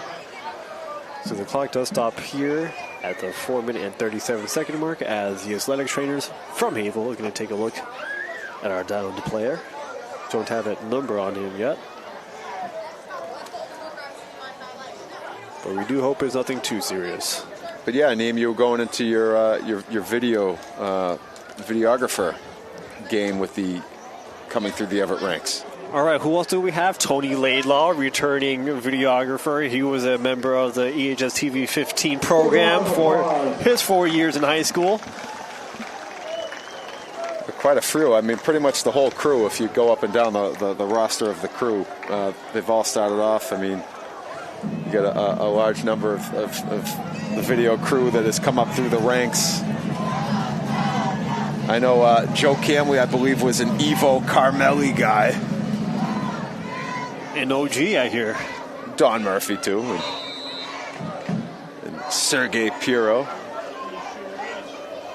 Jeremiah Clark drops back in the pocket, has time to throw, launches it deep down the middle. Looking for Jamari Doolin. Couldn't connect, tight coverage. Pass broken up by, I believe that's number 15, junior Xavier Alvarez. Correction, that's 16, Ryan Herbert, the freshman. Oh, Herbert again showing himself. Freshman keeping up with Jamari Doolin, not an easy thing to do. No. Crimson Tide is going to go for it here on 4th down.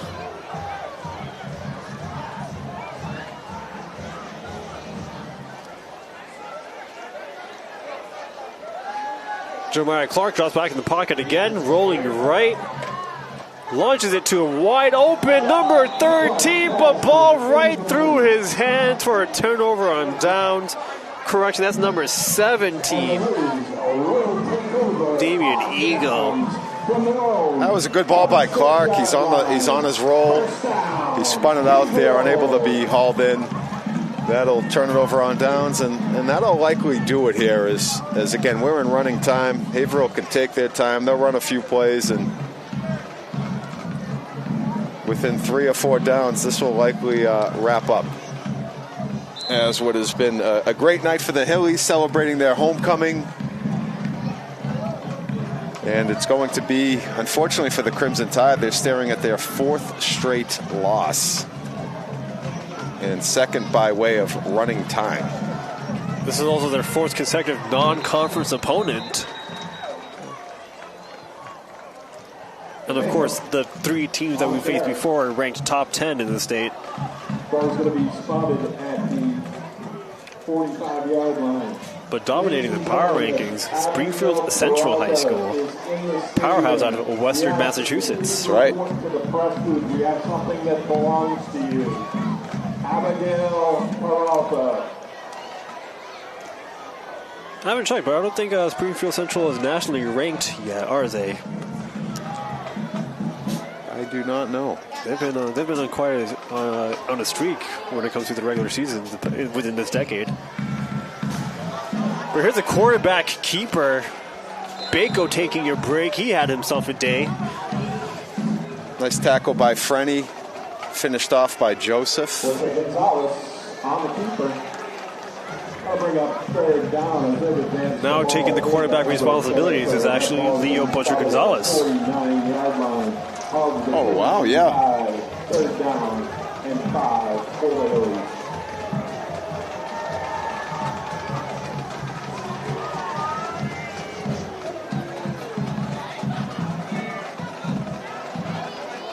I would say today the king of the hill would be De Jesus, who has 3 touchdowns on the day. And we have our homecoming, of course, you mentioned earlier, next Saturday against Lynn English. Here's Leo Butcher Gonzalez showing his elusive, slippery ability. Nice job bringing down Gonzalez. It's going to be 4th down for the Hillies. And 4 from the Crimson Tide, 48 yards. Number 46 on the tackle on that previous play on Leo. That is Marcus Pierre, senior for the Crimson Tide.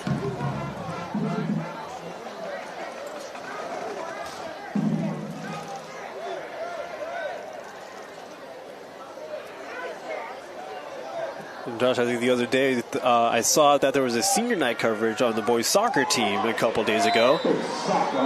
There was. They face off against Lynn English. Yeah, it was a wild one. It was a dramatic finish. The Tide looked like they had tied it up, but offsides goal erased the tying goal that would have been in the final moments, and it was a heartbreaking loss, but a great job all around. And that's going to do it here from Trinity Stadium in Haverhill as the Hillies, in dominating fashion, take this one 42-12. Good news for the Haverhill Hillies as the student section was out in full force to support their team on homecoming day. Unfortunately, the Crimson Tide does extend their losing streak to 4, but hopefully things could turn around next week on Saturday, 1 p.m. kickoff. HSTV 15 will be there to deliver you the action, so we hope you tune in. But that'll do it for us here at Trinity Stadium. I'm Anil Osmani, joined by Josh Delgazo. We thank you for watching. Thanks, everybody. Have a good night. Halloween night. See you all there.